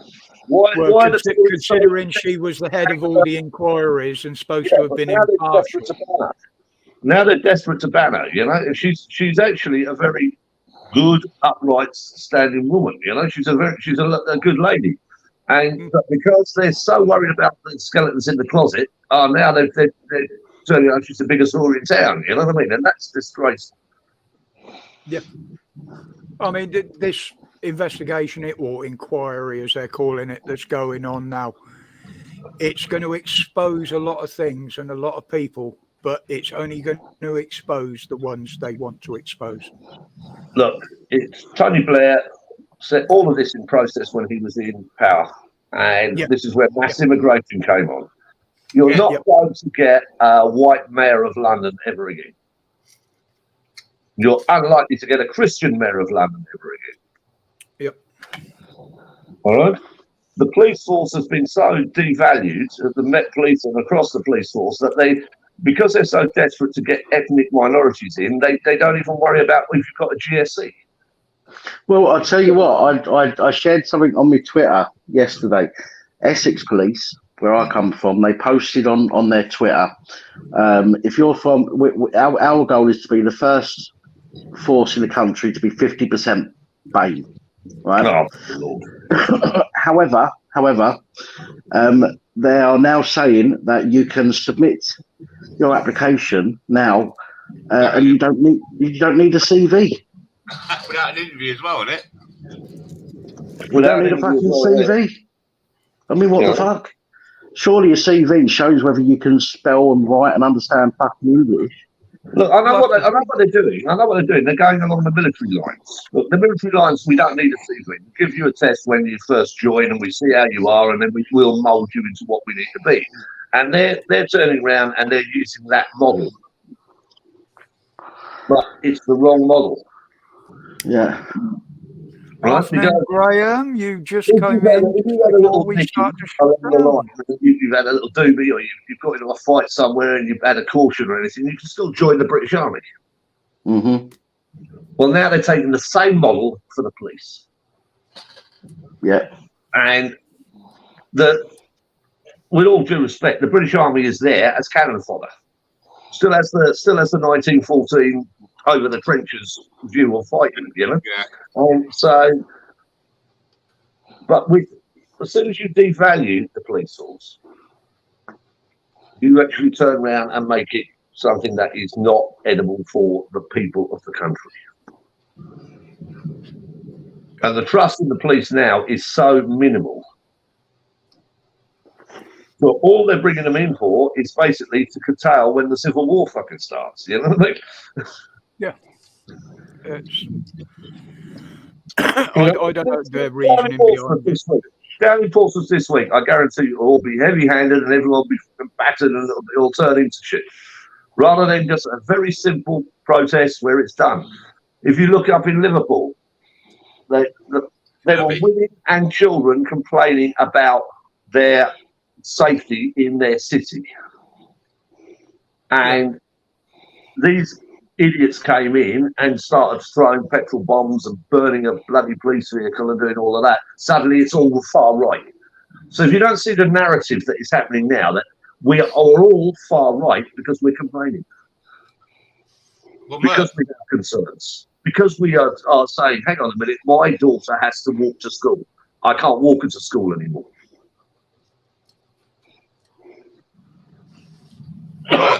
What happened there was, you know, what with that video and that, the mums and the kids came down at 6:30ish, 5 o'clock it started off that, for a peaceful protest. Shortly after that Care for Cali and that Antifa lot put a call to arms to come and have a muster at 8 o'clock as a counter protest. They came at 8 o'clock, and then by 8:15, that's when all the violence started. Yeah. So they were the ones that started it. I'm telling you. You know, it's peaceful for all those hours. As soon as they turn up, but they were launching things over towards the prams and that. So they must have phoned their husbands or boyfriends. Oh, we're getting fucking stuff thrown at us. We're just peaceful protesting. So, Candy Cane, good afternoon. No, well, I mean, you know, if you look, I don't know if you know any Liverpool mums. I know a couple of them, and I'll tell you what, you throw something at them, you're likely to have your balls chopped off, you know. Far right. They're mainly Labour's up there, aren't they? Yeah, it's a Labour city. It's a Labour city. It's a Labour controlled. But they're far right. Look who's come down. And this is where the narrative is. This is the narrative now. Far right, far right, far right. It's like this, Homer. When if you remember back in the day, back in the 70s and 80s and early 90s, you could talk about things, certain subjects, but now, after the Labour got in with Blair and they brought in all these rules and everything, people start saying, well, I'm not racist, but you're scared. Yeah, but no. Look. I grew up in London. I grew up in London during the 80s. I joined the army in 82. I was in London from 76 to 82, and I lived in Railton Road in Brixton. Yeah. Oh, that's good, Anna. Yeah, go on. You know? So I lived wherever I wanted to bloody live, and it didn't matter. You know, people were good. We got on with each other. I lived in Blackheath. I lived in Lewisham. I lived all South East London, and you go to a pub at a weekend, and there'd be every different argument in the world. So I'd be sitting with you, and you'd be talking shite to me, and I go, "Oh fuck it, I'm not listening to this crap. I'm going to fucking go and sit over there," you know. And you go and you move yourself around the bar and get all the politics and get everything out and shout your head out. But it was community spirit. You didn't live in Shepherd's Bush, did you? By any chance? No, I used to turn around, and I used to be an emergency gas engineer, so I covered all the Shepherd's Bush and all of that area. You know?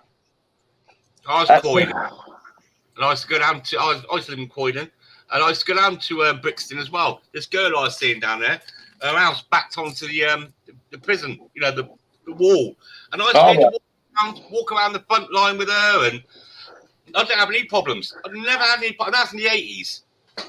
Did she used to kiss? Was this the kind of woman that used to kiss her teeth more than she kissed you? No. She half kissed her teeth. Yeah. Yeah, I remember waking up in Rattler Row one morning. I walk out to the back door, and the railway line used to come across the back of the garden.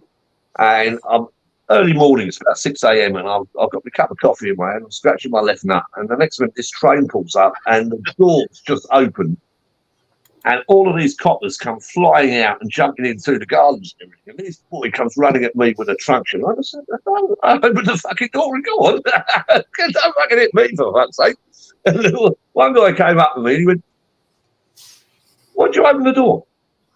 I said, "Because I've got nothing to hide." He went, "But we can smell doobie." I said, "Yeah, but that's because my mates were here last night and they were smoking. What's the problem?" "Well, we want to go out on a Railton Road." I said, "Go out onto Railton Road." This is when it was crazy ideas, but the people you were talking to, you could have a conversation with. Yeah. Now you park on a yellow line and you've got some fucker who wants to tase you. You know, so what I was saying to you about the police being now turned into a military type of training outfit is it's going to be a paramilitary police, like every Cuba, everywhere around the world. You're going to have they're there with the batons, the tear gas, and the rubber bullets. Well, that's where it's going. That's why all of these boys who've been, all these coppers, they now say that 10 in every 100 coppers is now being investigated. You'll know about this, Pat. It's because they've given them excuses to stay on because they want the animals in the fucking park. They want the animals in the group. Of course they do. They want people that will do what they ask without question. They don't want people that are going to go, "I'm not going to shoot that innocent person. I'm not going to hit that innocent person." They want people that will go, "Yes, sir, I will go and stamp on that person's face for you because you've asked me." Plus, I love it. Speaking of leak here, boss. You know, so it's just one of those. You know, it's one of those things that I see the change. It's like the other day. I mean, it was commonly recorded during the COVID jab crisis that there was a low intake between amongst Bangladeshi, amongst Pakistani, amongst black. The BAME aspect, and there's actually figures out now. So when the COVID inquiry started this week, the lawyers tried to argue that this should be a racial issue. They said that, you know, because of this, and this, because there were 3.1 Bangladeshi men, 2.8 Pakistani, and 1.9 black English had actually not taken up the vaccine. They had 3 or 4 more times likely to have died than the white man. This is only on men, white man. Yeah. Right, and so this is their argument to the COVID inquiry. I'm delighted with the COVID inquiry because I went, get the fuck out of here. Yeah. We're not making this a race issue. This is about COVID. Oh, but they did though, Murphy. If you remember, people like Trisha Goddard, that race-baiting bitch, and quite the other one, David Lamina, was saying that COVID thing was racist because black people weren't being treated equally or were dying. But things like you had that sickle cell, people like that had that. So nobody actually died of COVID; they died with it, didn't they? Let's be honest. Look, the thing was they were bringing people into hospital who then contracted COVID but had an underlying disease. Yes. And were then turned around, and one of the things they were directed to do was test for COVID before. So it then got recorded as a COVID death. Mm-hmm. But we actually have a natural life expectancy in the UK, which is roughly around 72 years of age.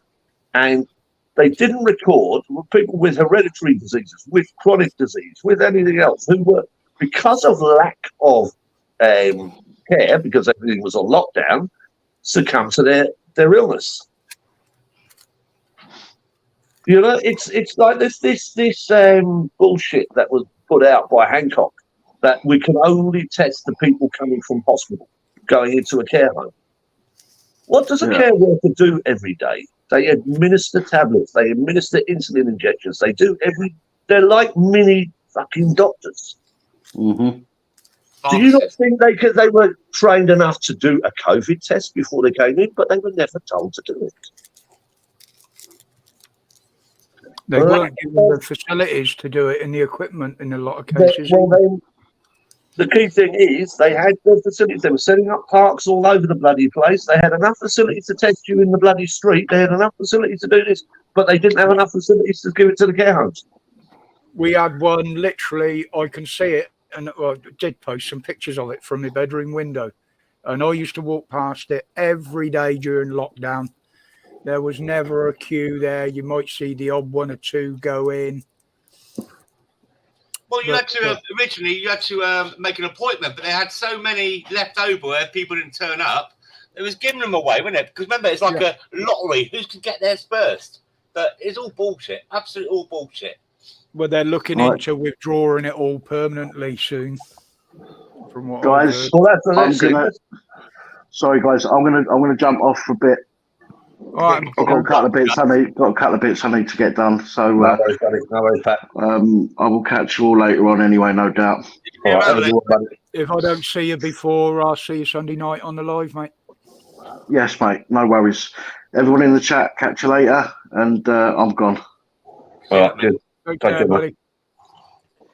The other thing, Murph, where people getting pneumonia is where they're putting the tubes down people's throat. It's causing infection in the lungs. And that's what's causing pneumonia as well. There's so much they've got to answer for. And the hospitals are fucking shitholes as it is. They're not as clean as the places, are they? Look, I've got family who are Filipino. My wife's Filipino, and I've got family in Filipino who are nurses in the UK. And when COVID first started and the COVID wards were set up and there was no PPE or there was nothing to do that, the other nurses were sending her into the COVID wards every day. Now, I'm not going to go into the colour of the other nurses that were, but they certainly weren't British, okay? And they were sending her in there every day. And I turned around and I just said, right, okay, that's not enough. So I bought a load of PPE and sent it to her. As soon as it arrived, the other nurses took it off.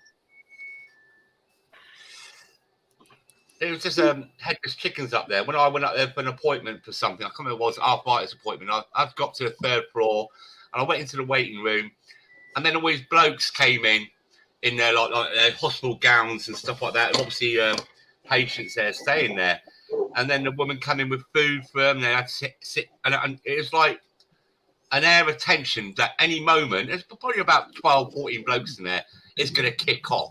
You know what you can tell when blokes are going to kick off? I looked around, I found out what it was, right? They put a person with full-blown COVID accidentally onto a non-COVID ward, and these guys weren't allowed to go. It's just like 10 o'clock in the morning, and they didn't get. I'd stayed all day. They didn't get back into their wards until about 11 o'clock because they're waiting to clean it. They had to clean or sanitize everything. Sterilise it, yeah, sterilise it. They weren't very happy. There wasn't even a TV in the waiting room.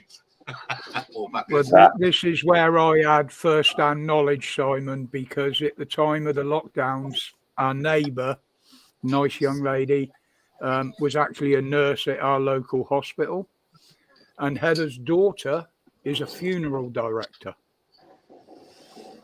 Now, she had no really any other excess deaths.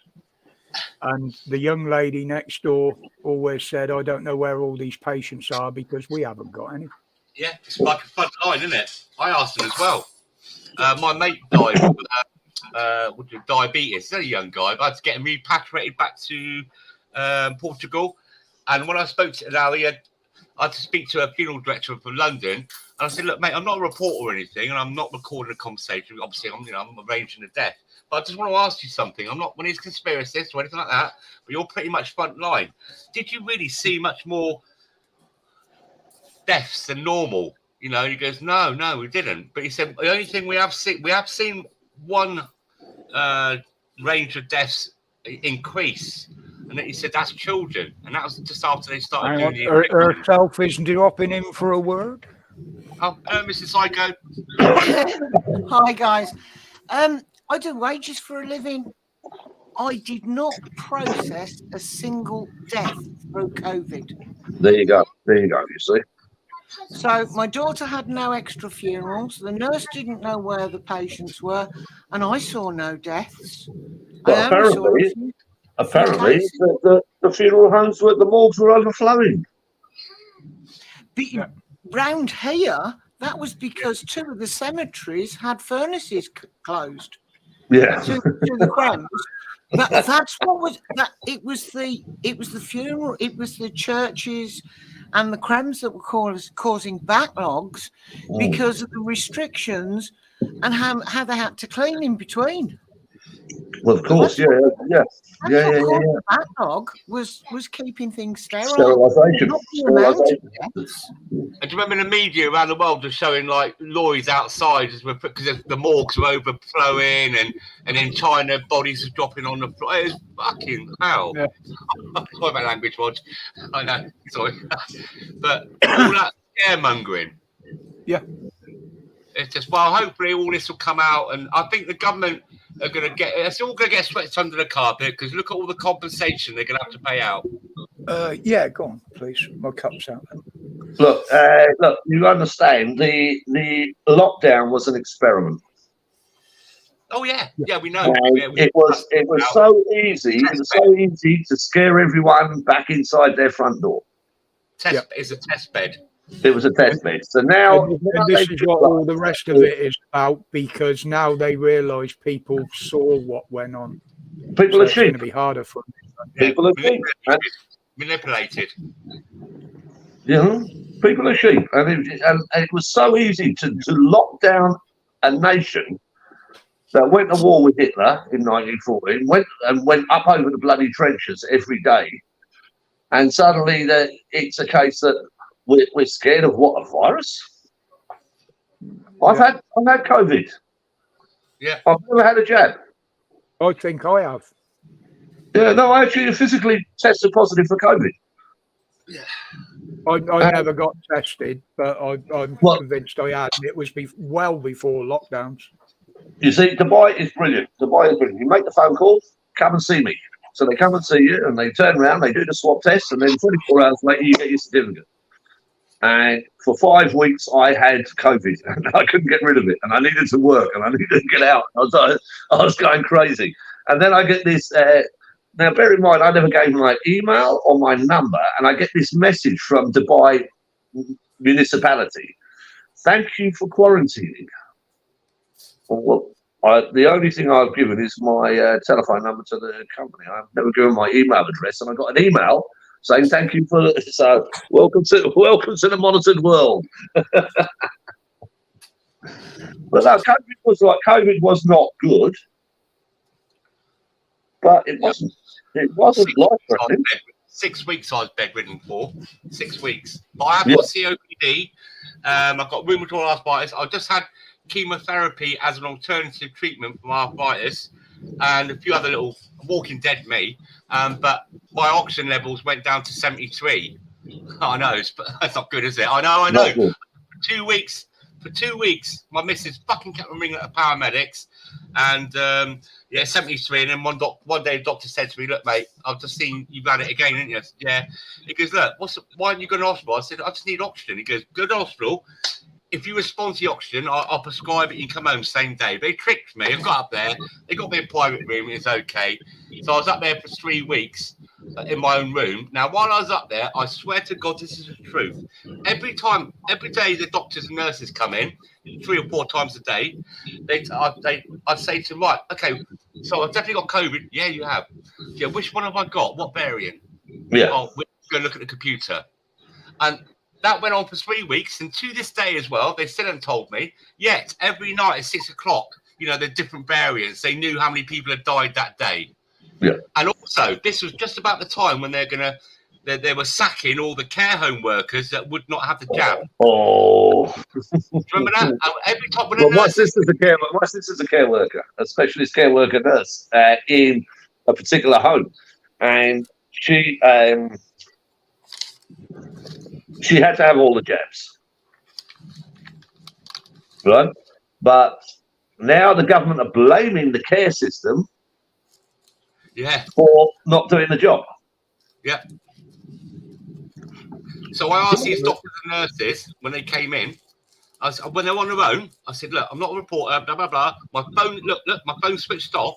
Have you had the jab? Every one of the doctors and nurses on the COVID ward said no. Only one person said yes. And this, I have to be fair, I have to give credit. It's a Romanian woman, a couple of years older than me, a cleaner. She was lovely. She worked hard. She got all, you know, I was lying in that bed. I looked over the wall all the time. I said to her, I hope that's gravy. Splashed down the wall. She was, that's disgusting. And they cleaned it off. I said, no, every time someone comes in here, I ask them if they can clean it and say it's not my job. But anyway, she was the only one who had the jab because her mother was seriously ill in Romania and she needed to have the jab to fly back to. That's it. Yeah, exactly. Yeah. And she regretted it, but she had no choice. No, I've got my COVID vaccine certificate. I have my COVID vaccine certificate. I just don't have any of the jabs. Good. Well, do you remember when they were showing it on the news, people like Sadiq Khan and other, you know, MPs and that, they're saying, look at me having my jab, but they weren't having a jab, were they? They made out. It was a pretend. Remember that? Boris Johnson got caught by having saline injected. That's the one. There's one. But I mean, look, even the first woman, an Irish girl, I remember her. She was in her 60s, and she, I'm the first person to get the jab. She was dead 8 months later. Yeah. Oh dear, what's she? It was like that. Sorry, that's Irish humour. That's Irish humour because she was Irish. No, that's British humour as well, mate. We laugh at the face of adversity. Yeah, it was like that fitness freak in America, wasn't it? Went round doing these shows, advocating the jab and everything else, and he dropped dead at 42 of a heart problem. Yeah, it's crazy. It's crazy. You know what I mean? You know, but channels like this, channels where we can communicate, as long as we can communicate for. Yeah. If you know, I mean, I don't know how many people are in the group now, but if a lot of people are like-minded, but the word spreads and the word actually turns around and everyone gets to see and understand how much we were fucked over. And this inquiry, as I say, it's not going to show everything, but it is going to open a hell of a lot more eyes when it all comes out. It's already started. You know, whether it be leaks or, you know, official releases. Well, it's like Sue Gray. If you remember, we went through 6 months, nearly a year of Sue Gray. The Sue Gray report will be the report. We have to wait on Sue Gray. We have to wait on Sue Gray. Sue Gray is an amazing woman, but man, she is Sue Gray is the person. Then today, because Sue Gray joins the Labour Party as chief of staff, she's done that. What the living fuck is going on in this country? It's yes, Richard, that is the problem. But the people that are getting angry and protesting, it's all small groups. Now, if you look at last weekend, there was many small protests all around the country. Now, if you remember back in lockdown and after, there was a huge ones in London. Yeah. And they didn't take a blind bit of notice. If they think they're going to take a bit of notice of a couple of hundred people dotted around the country protesting, it ain't going to happen. Look, part of the training and part of the paramilitary training for the police is called kettling. Yeah, and they use that quite often here. And they use it as an extreme example. So they now, you know, it's. I want to go back to the 80s. I used to be a Millwall bushwhacker. I want to go back to the 80s, fighting in the tunnels and the police turning up and going, "Fuck this, we're not getting involved." our local Bobby used to turn up if there was more than 2 lads scrapping. He'd just stand there and watch and pick the one up that fell over first. Yeah, exactly. My local Bobby was tiny. He was 6'5". His nickname was Tiny. 6'5", huge fella. And he'd walk up at night and go, "John, what? You getting up to no good?" I said, "I'm playing basketball. I've got a basketball, mate." He said, "Yeah, but the people are shouting because you're throwing the basketball against the no parking sign and it's making noise and they're complaining." I said, "Well, okay then." I said, "Look," I said, "I accept." I said, "But to play basketball, you have to put the ball up in the air." He went, "Yeah." I said, "So do I do it against a lamppost? Because if the lamppost is round, the ball will go everywhere. I need to have it coming back at me." So he went, "All right." So a week later, a council boy turns up. Concrete post, basketball ring. No net or anything, just a basketball ring. Yeah. There you go. A little bit of tarmac around it, only just the ring, the circle, nothing much, nothing big, nothing everything. Bang. As kids, we had great fun there. I mean, we our favourite thing, because we were rural in the village where I was. I was South Norwood. All the lads had dirt bikes. We had 2 quarries locally, sand quarries, that were accessible without going on the road. The fields we rode up the side of to get there, we had permission from the farmers to do it, as long as we didn't ride in the crops, obviously. The owners of the quarry had even given me a key to unlock the gate so I could let people in up to a limit. I think we had about 8. So we could use the quarry at weekends as long as we didn't do any damage. Obviously, once we'd got everybody in, the gate was locked so nobody else could get in. Yeah. But of course, you had the rogue ones that would go off riding around the fields, riding where they shouldn't be. Me included, I might add. But if we got caught riding them, the copper would just write, "Get home now." And 5 minutes later, he'd be on the doorstep telling your parents what you've been up to. Yeah, exactly. Yeah. You know? The policing isn't the same now. They are a paramilitary unit. Then they're not a police force anymore. Yeah, but they're not even an effective paramilitary unit. No. Yeah, that's Most of the them thing. ain't trained. They're not a paramilitary unit because the law in the UK says that you cannot bring the British troops onto the ground against British citizens. No. So they need to find another avenue, another way of doing it. And that is by making the police paramilitary. Yeah. And Forget about crime. Forget about crime. They changed the uniform. That was purely for intimidation tactics. Yeah. It's very simple. I can see it miles off because it's been happening. It's been happening in every Republican country in the world. Yep. At my age, I've seen it happen in stages over the years as well. Yeah.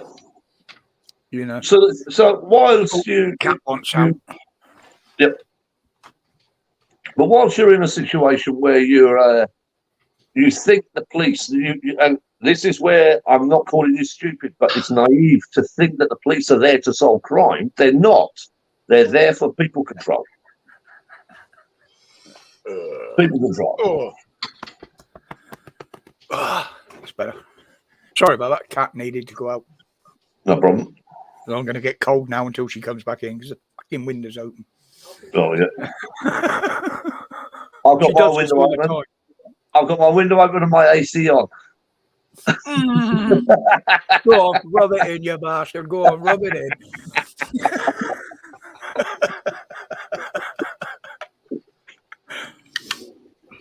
Oh dear.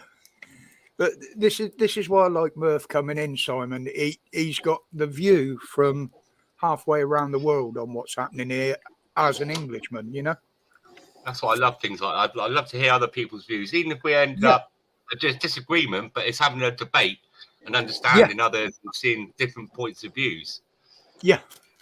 And Murph does have, different points of view.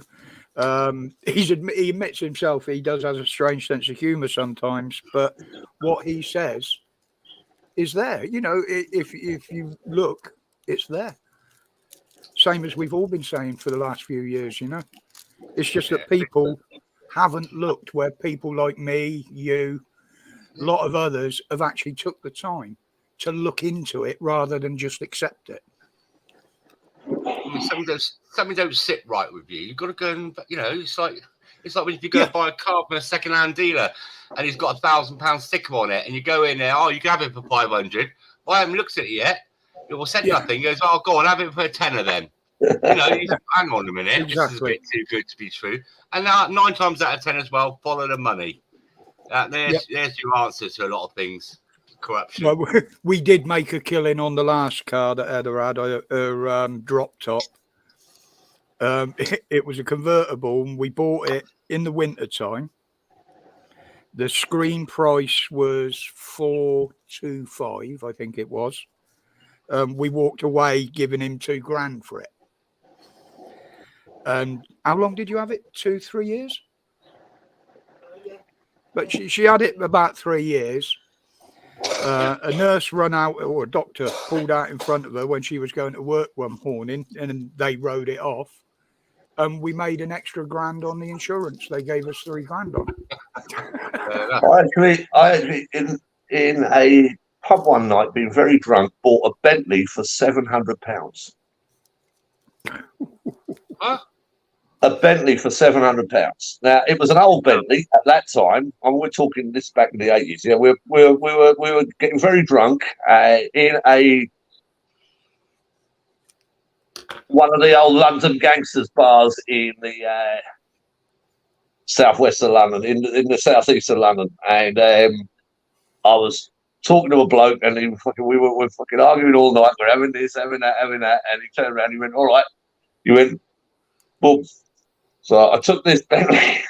I took this Bentley home, and the wife just turned around and she went, "Did you just spend the rent money on a bloody car?" I think I might have done, baby.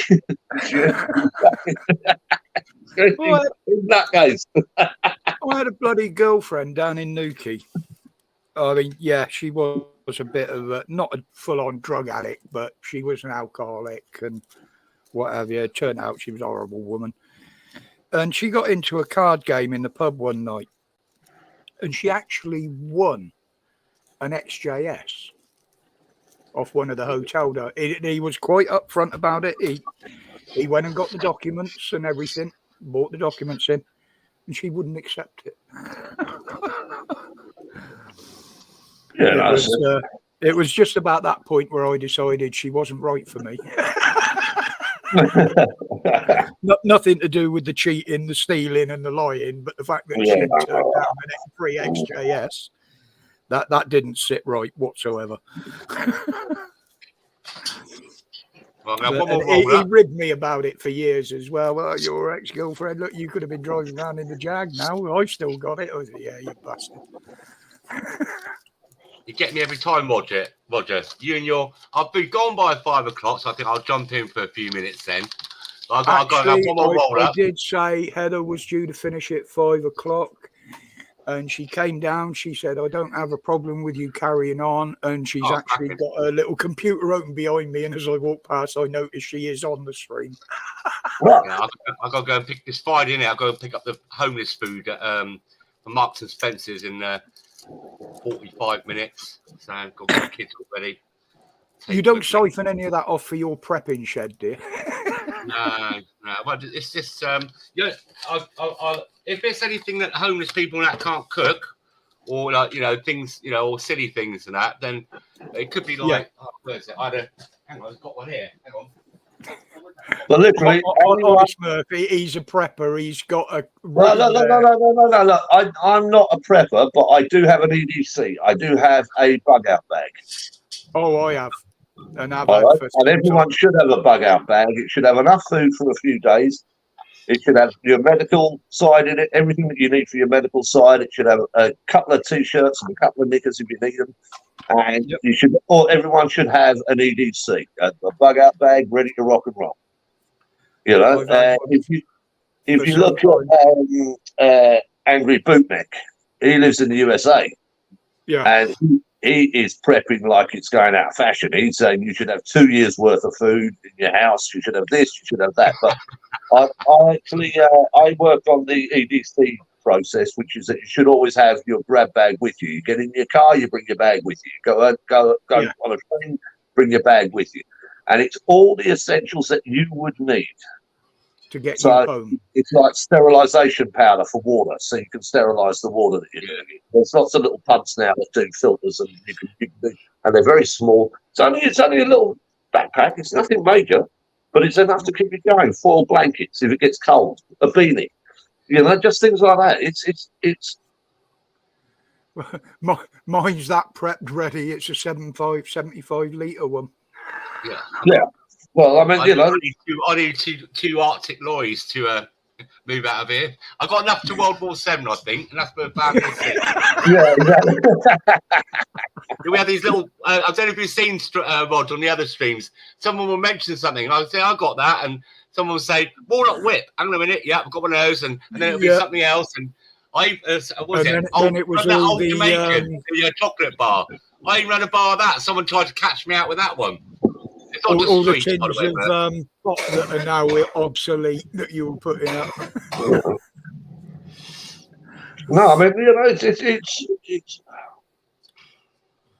just little things like that. The missus said she still have to pack because I've only packed this. Oh no, yeah. You can imagine trying to grab the missus to go. Oh, I need to take this. I need to take that. I need to take this, baby. They're at the fucking door. We leave now. The thing is, both of us are not very mobile, so we'd probably be better off hunking down and barricading here anyway. So, I've got a generator and everything just in case, because I've got 5 fridge freezers, and if the power does go down, I've got enough fuel and a generator to keep those going for a while as well. I know. So if we can't get out, we're not mobile. Dig a big oole, line it with slabs. Who says there's a recession in the UK? Huh? Who says there's a recession? I run 5 fridge freezers. Yeah, you don't know how I get that. Playing on live stream. And the only problem with that is other survivors will know that you've got all that, and you'll be a target. That's why I keep my guns locked up in here. Leave the kids on guard in the cabinet in the corner over there. Or you don't want to get into an argument with one of his daughters, Murph. Oh, talking of which, Daisy, the crazy one. Yeah. We had a call from the school today, the 13-year-old, right? Daisy got into her first fight today. And we goes, oh no, what's she done? She goes, no. It's like there's another girl that went for Daisy first, and then Daisy basically battered her. That's what her teacher said. Daisy battered this girl. I like Daisy already. Yeah. She's a nutter. I'm telling you. Yeah. She's a proper nutter. There's an old song by Seal saying "Time to be crazy,"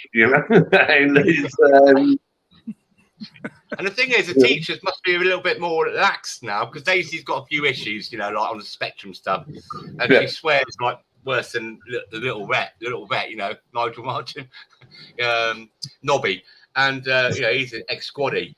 And she said when she took him into the office, she's really quite pumped up about it. She goes, "Yeah, I fucking beat her up. I fucking this. Yes, he's a stupid cunt bitch." And the teacher disagreed with her. She goes, "Oh, she's a bit colourful, isn't she?" Yeah. She goes, "I'll let her get away with it because it's only me and her in the office." But the other girl's being put into isolation, and all Daisy's punishment was to spend the day with her favourite teacher. Well, when I was at school, you'd have a scrap, and the teacher would bring you both together, say, "Shake fucking hands, and don't bring it to school." Yeah, maybe it's tension. Yeah.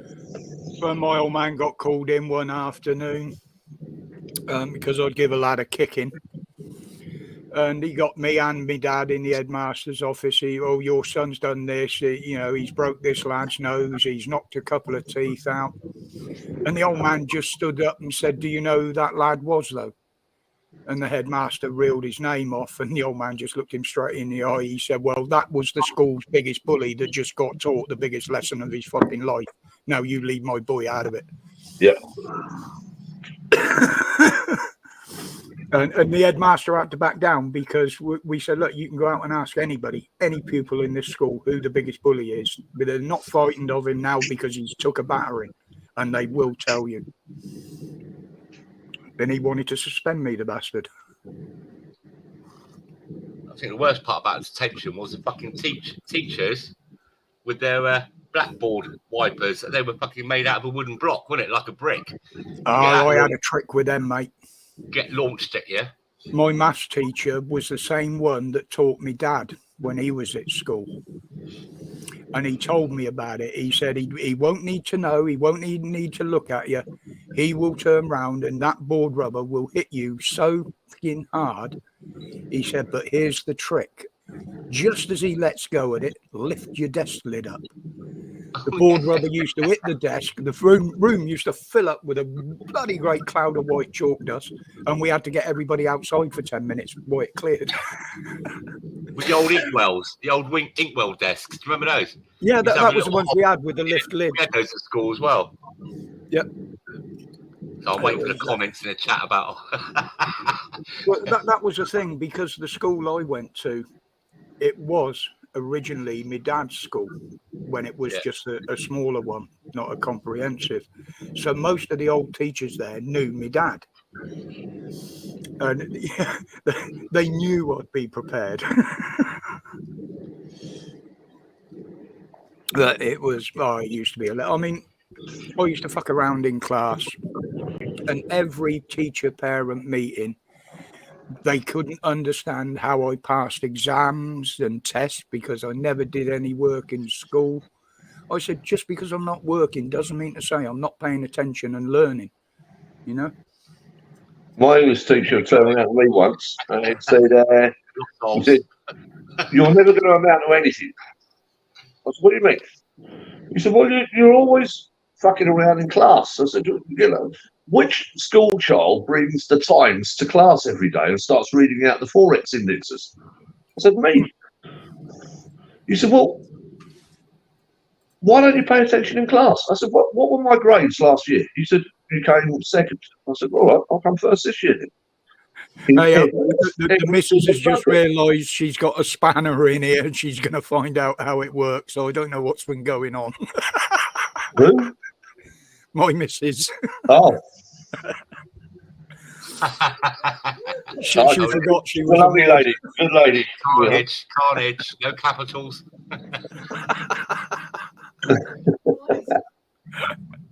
That's all right. She's got a good teacher in Lost Souls, the Hollybot.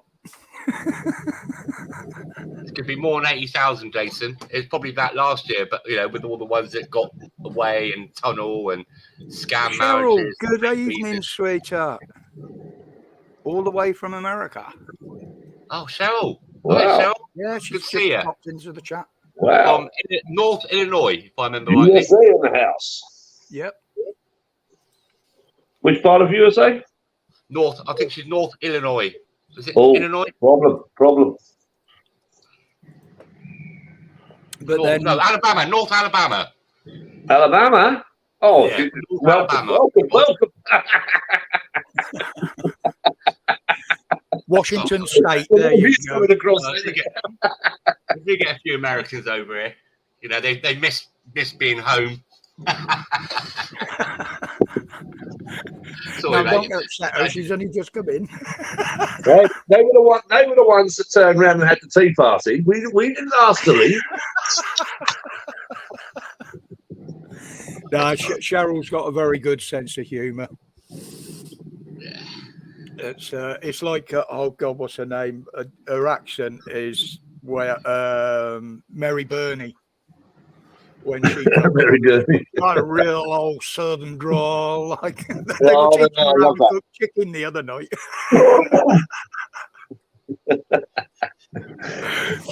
And I It was guess- absolutely hilarious. Which is quite right for this group. I'd say opinionated.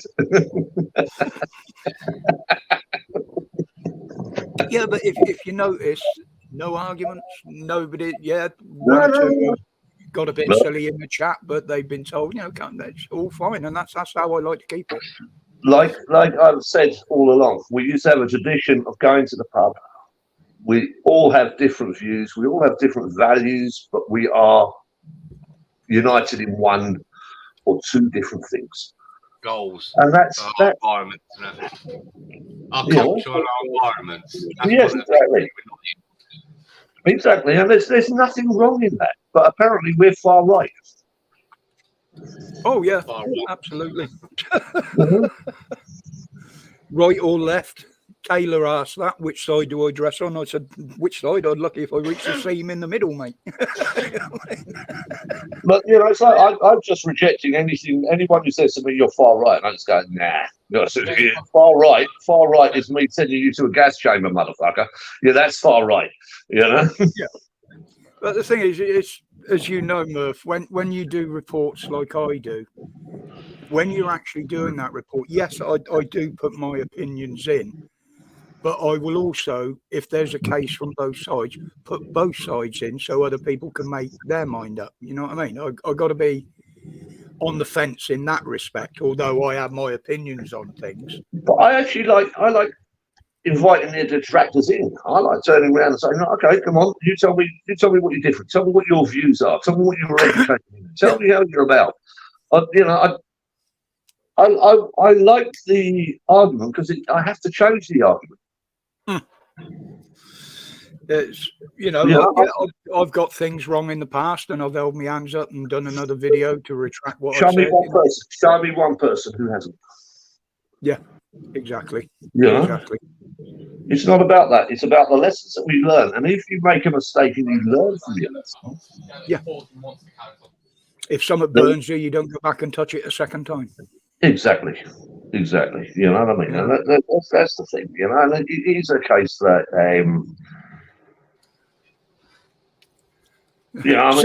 says he has broken many parts from repeating the same mistake on bikes and things. Look, camera guru me. Camera guru. Well, that's it. I crashed that time and hurt myself. Let's try doing it another way. Yeah, exactly. Yeah. But the thing is, at my age, you start running out of stupid things to do because you've done them all. But that's what makes us great grandfathers. Or grandparents, sorry. Stop being sexist here, Murph. Grandparents. Yeah. Because we have the knowledge. And if we can pass that on and show it as the way it goes, then and obviously I'm 56 now, so I view my role as a mentor more than a teacher. And I try and just shape a view rather than you will listen. That was when I was in my 20s or 30s. You and now it's okay. All right. You're entitled to your. This is what I've been doing. Like, as I've said before, I learned a lot of the bushcraft. I learned a lot of the survival. I've done a lot of courses for it. Now, a lot of my mates here that I used to ride the mountain bikes with, they're a lot younger than me. They're in their 40s, and they've never seen this. They've never come across this. Well, one has because he was in the army. Yeah, well, that's the military. Can you show me how to do that? Can you show me how to do this? Now, I used to go up to Cannock Chase up in the woods there. It was just easier to do it out in the open rather than showing them in the back garden. You can't go and pull a piece off a tree and say, look what's in there. So the first time up there, I showed him how to find the fat wood on the fir trees. Excellent tinder with the resin and everything in. That's right. And I gave him a steel, bit of flint, and a flint, and a little bit of char cloth. Yeah. And he sat there for about 10 minutes, just even trying to get an ember. But now this guy's in his 40s, and he was so chuffed that he managed to make fire with that. I could see it in his face, And what does he do? He used to come up there every weekend with me, and now he teaches it to the kids. Yeah. And that's the role of a mentor. Yeah. Yeah, he used to ride mountain bikes all the time, but I tutored him on downhill, and he's faster or as fast as I ever used to be now. But do you know how many people do not know how to create flame? that will keep them warm. We'll cook food. You can disinfect water with it. You can clean your cook, water. You can keep warm. You can even make tools with it. It's the perfect thing for sharpening a stick. It's the one skill that everyone should learn. Yeah. Neanderthals did. Well, the Neanderthals, look what happened to them. Yeah. Become politicians. If you ask the vegans, all their teeth fell out because they ate too much meat.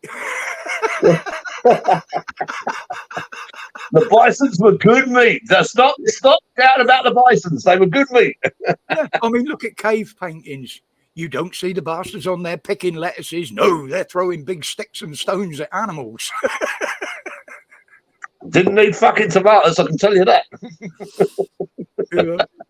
Bringing down a mammoth was a hell of a way to earn a meal. Mind you used to get some nice fur coats out of them, apparently. But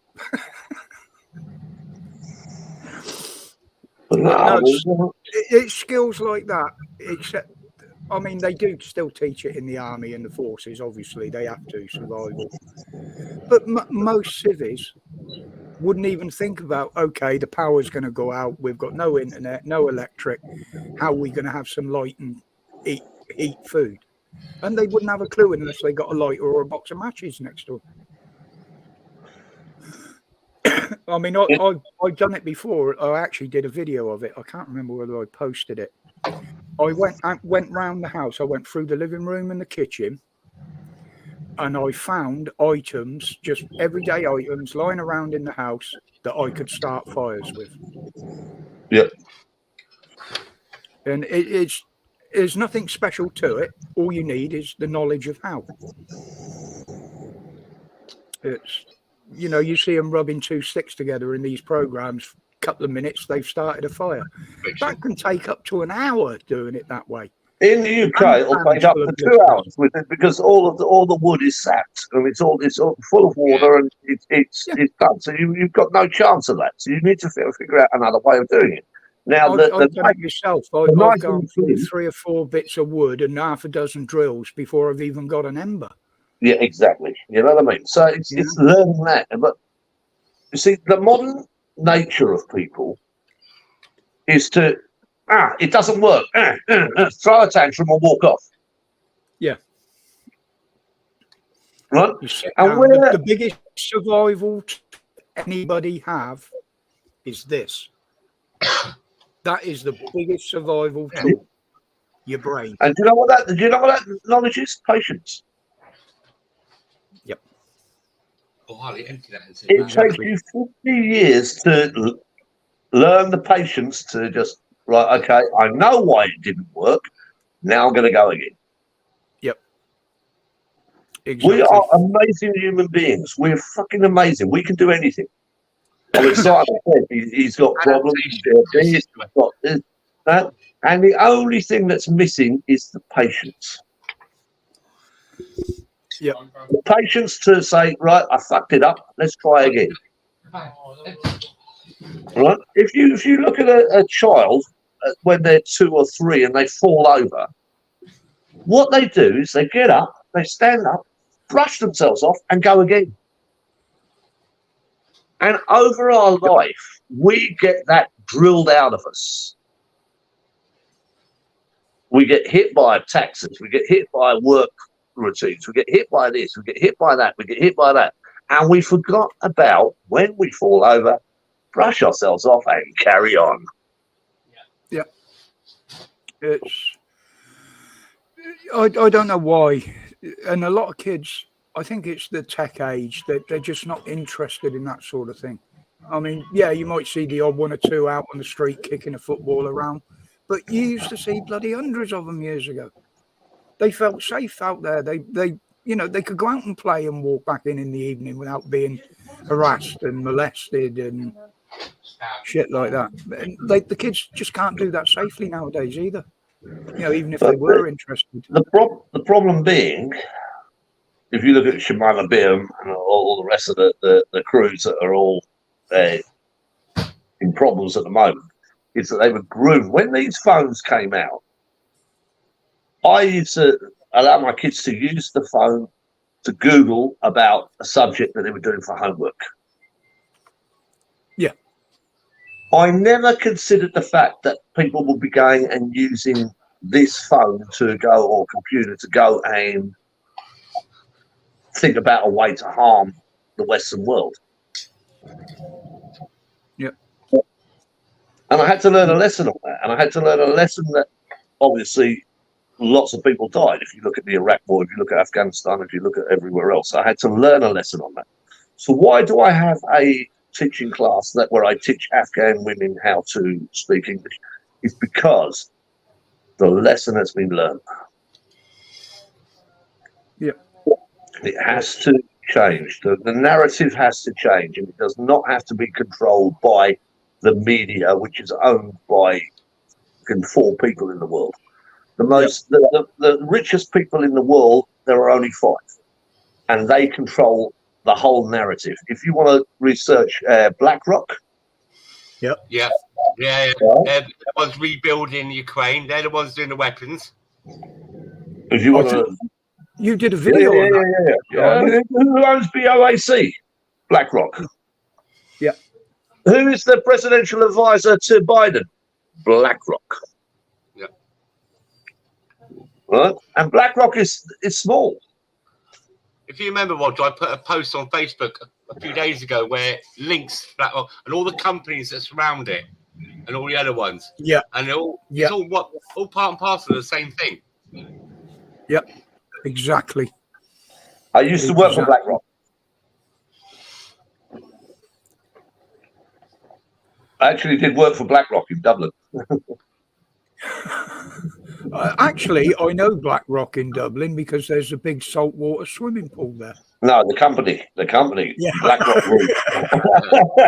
But I know BlackRock in Dublin, but no, I used to work for the company, and I used to finance the financing of helicopters. Ah. Lots of helicopters. No, and it stuck in my name. As soon as you said that name, it's because my mother was Irish and we quite often went over there on holiday. Oh, BlackRock, beautiful place, beautiful And place. I used to enjoy swimming. So I had 2 choices. It was either Dunleary, which was Dunleary. It's Irish. Dunleary. freshwater pool.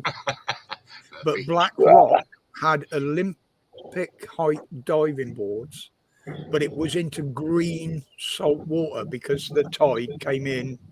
That's right. It's a tidal pool. Yeah. And that was at Dollymount Beach. You were at Dollymount Beach there. That's where the tidal push I was. always remember at 15 years old getting turfed out for doing a dive off the highest platform there, which was about a 20-meter platform. I used to dive off Hale Bays, and when the hay used to come in every summer, myself and the Moore family used to go over, and we used to actually, it'd be about a 20-meter stack of hail, of hay bales, and we used to ride our bikes. We just drag a plank up, and we used to ride our bikes straight off of it, kick the bike away, and land in a haystack. We used to do it into a river. Yeah, I did it at Abingdon. The Thames goes through Abingdon, and by the Abbey Meadows, it's really wide, but it's like a nice cut grass both sides. One side with a paddling pool, and I'd set up a ramp there one day with an old dirt bike I'd been messing around with. It was a piece of scrap, but I got it running. Yeah.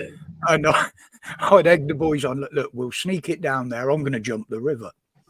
Now, bear in mind, I didn't have a hope in bloody hell. The thing was about 150 meters wide at that point, and the furthest I'd jump was probably about 40 at the time. But I hit this ramp clean out, flat out, laid along the bloody bike. And they reckon I got halfway across. But then the police turned up.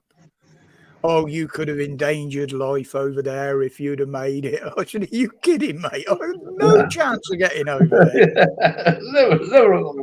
And then the authorities tried to do me for dumping the bike in the river. I said, oh, well, yeah. Get it out, it's not a problem. that little rubber thing that's floating on the surface is attached to it by a bit of rope. We know where it is. But it's like that. It's like that. That you could employ rationale. Yeah. You could employ rationale. You could actually turn around and say, look, we already thought about that. We put a little rubber thing on it. We've got a fucking rope on it. We can do this. We can do that. We were trying something. But they had the better laugh on me. They got the better over on me the following weekend, because off Abingdon Bridge, we used to jump and dive off of that. But we always had someone on the bank making sure there was no boats coming under the bridge, you know, and stuff like that. So up comes this copper. He said, "Oh, you don't dive off there, do you?" "Yeah, of course I do." "Woof, I'm gone, like." There you go. He said, "Right, well, you're going to get a fine." He said, "because it's breaking the law." Yeah. I said, "Well, there's nothing to say that that's in place." So I said, "There's 2 nails in the wall to show you where the dead middle of the bridge is." And we were told that's the deepest spot. He said, "No, those 2 nails originally held the sign telling you it was illegal to do."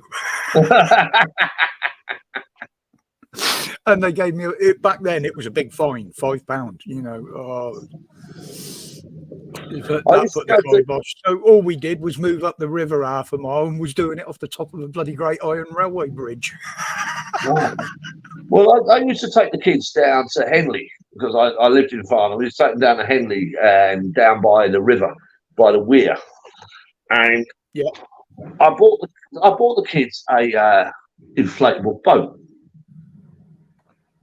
And this is a private estate where you had to pay £5 to get in, and you could spend the whole day there. And we'd set up the barbie, and we'd do, and you know, just down by the riverbank, no flow on the river or anything else like that. There was a weir about 800 metres away, and I bought the kids an inflatable boat. You know, those cheap fucking things, and they were all fine and everything else like that. And these people coming across to me and going, "Do you not care about your children?" I said, "What do you mean?" And they said, "Well, they're down there by the weir." I said, "But the boat is bigger than the weir, so it cannot go over." And I said, "If you look in my right hand here, I've got 200 metres of paracord that I can just pull them back at any given bloody time." Yeah. I said, "You see so the danger, you're prepared for the danger." So I did the risk assessment, knew what the problem was, made sure the boat was bigger than the bloody weir, and turned around and did that. But people were doing that, and then 2 weeks later, I go back there, and I might have gone to Bombay. Honestly, it had just been taken over by every other nationality going. I was the only white boy in the village, and I went, "Fuck this." I always say bumps, broken bones, and bruises are what made me the man I am today. Kids are too mollycoddled. Well, my kids, Leah is a online marketing for a US pet food company. She's currently living in Bali. Connor is a online recruitment for IT. He's currently in Ibiza. I taught my kids how to earn a living without doing the 9 to 5. Yeah. And doing it the way they want to do it. Well, I'm sorry to cut this short, Murph. I can hear her doing something in the oven out there. So No problem, my man. No problem. It's been a pleasure. Good night. One and all. Absolute pleasure having you on, mate. As always, you're always welcome in here. Simon, if you can hear me, I know you're muted, but thank you for your input as well. Always welcome, buddy, as usual. I won't go through everybody in the chat because there's too many of you in there. But I will say thank you for dropping in. Thank you for your involvement. And as always, stay safe, stay strong, stay free. Top notch. Good night, my man. See you later, guys. Cheers, Murph. Take care, buddy. Bye-bye.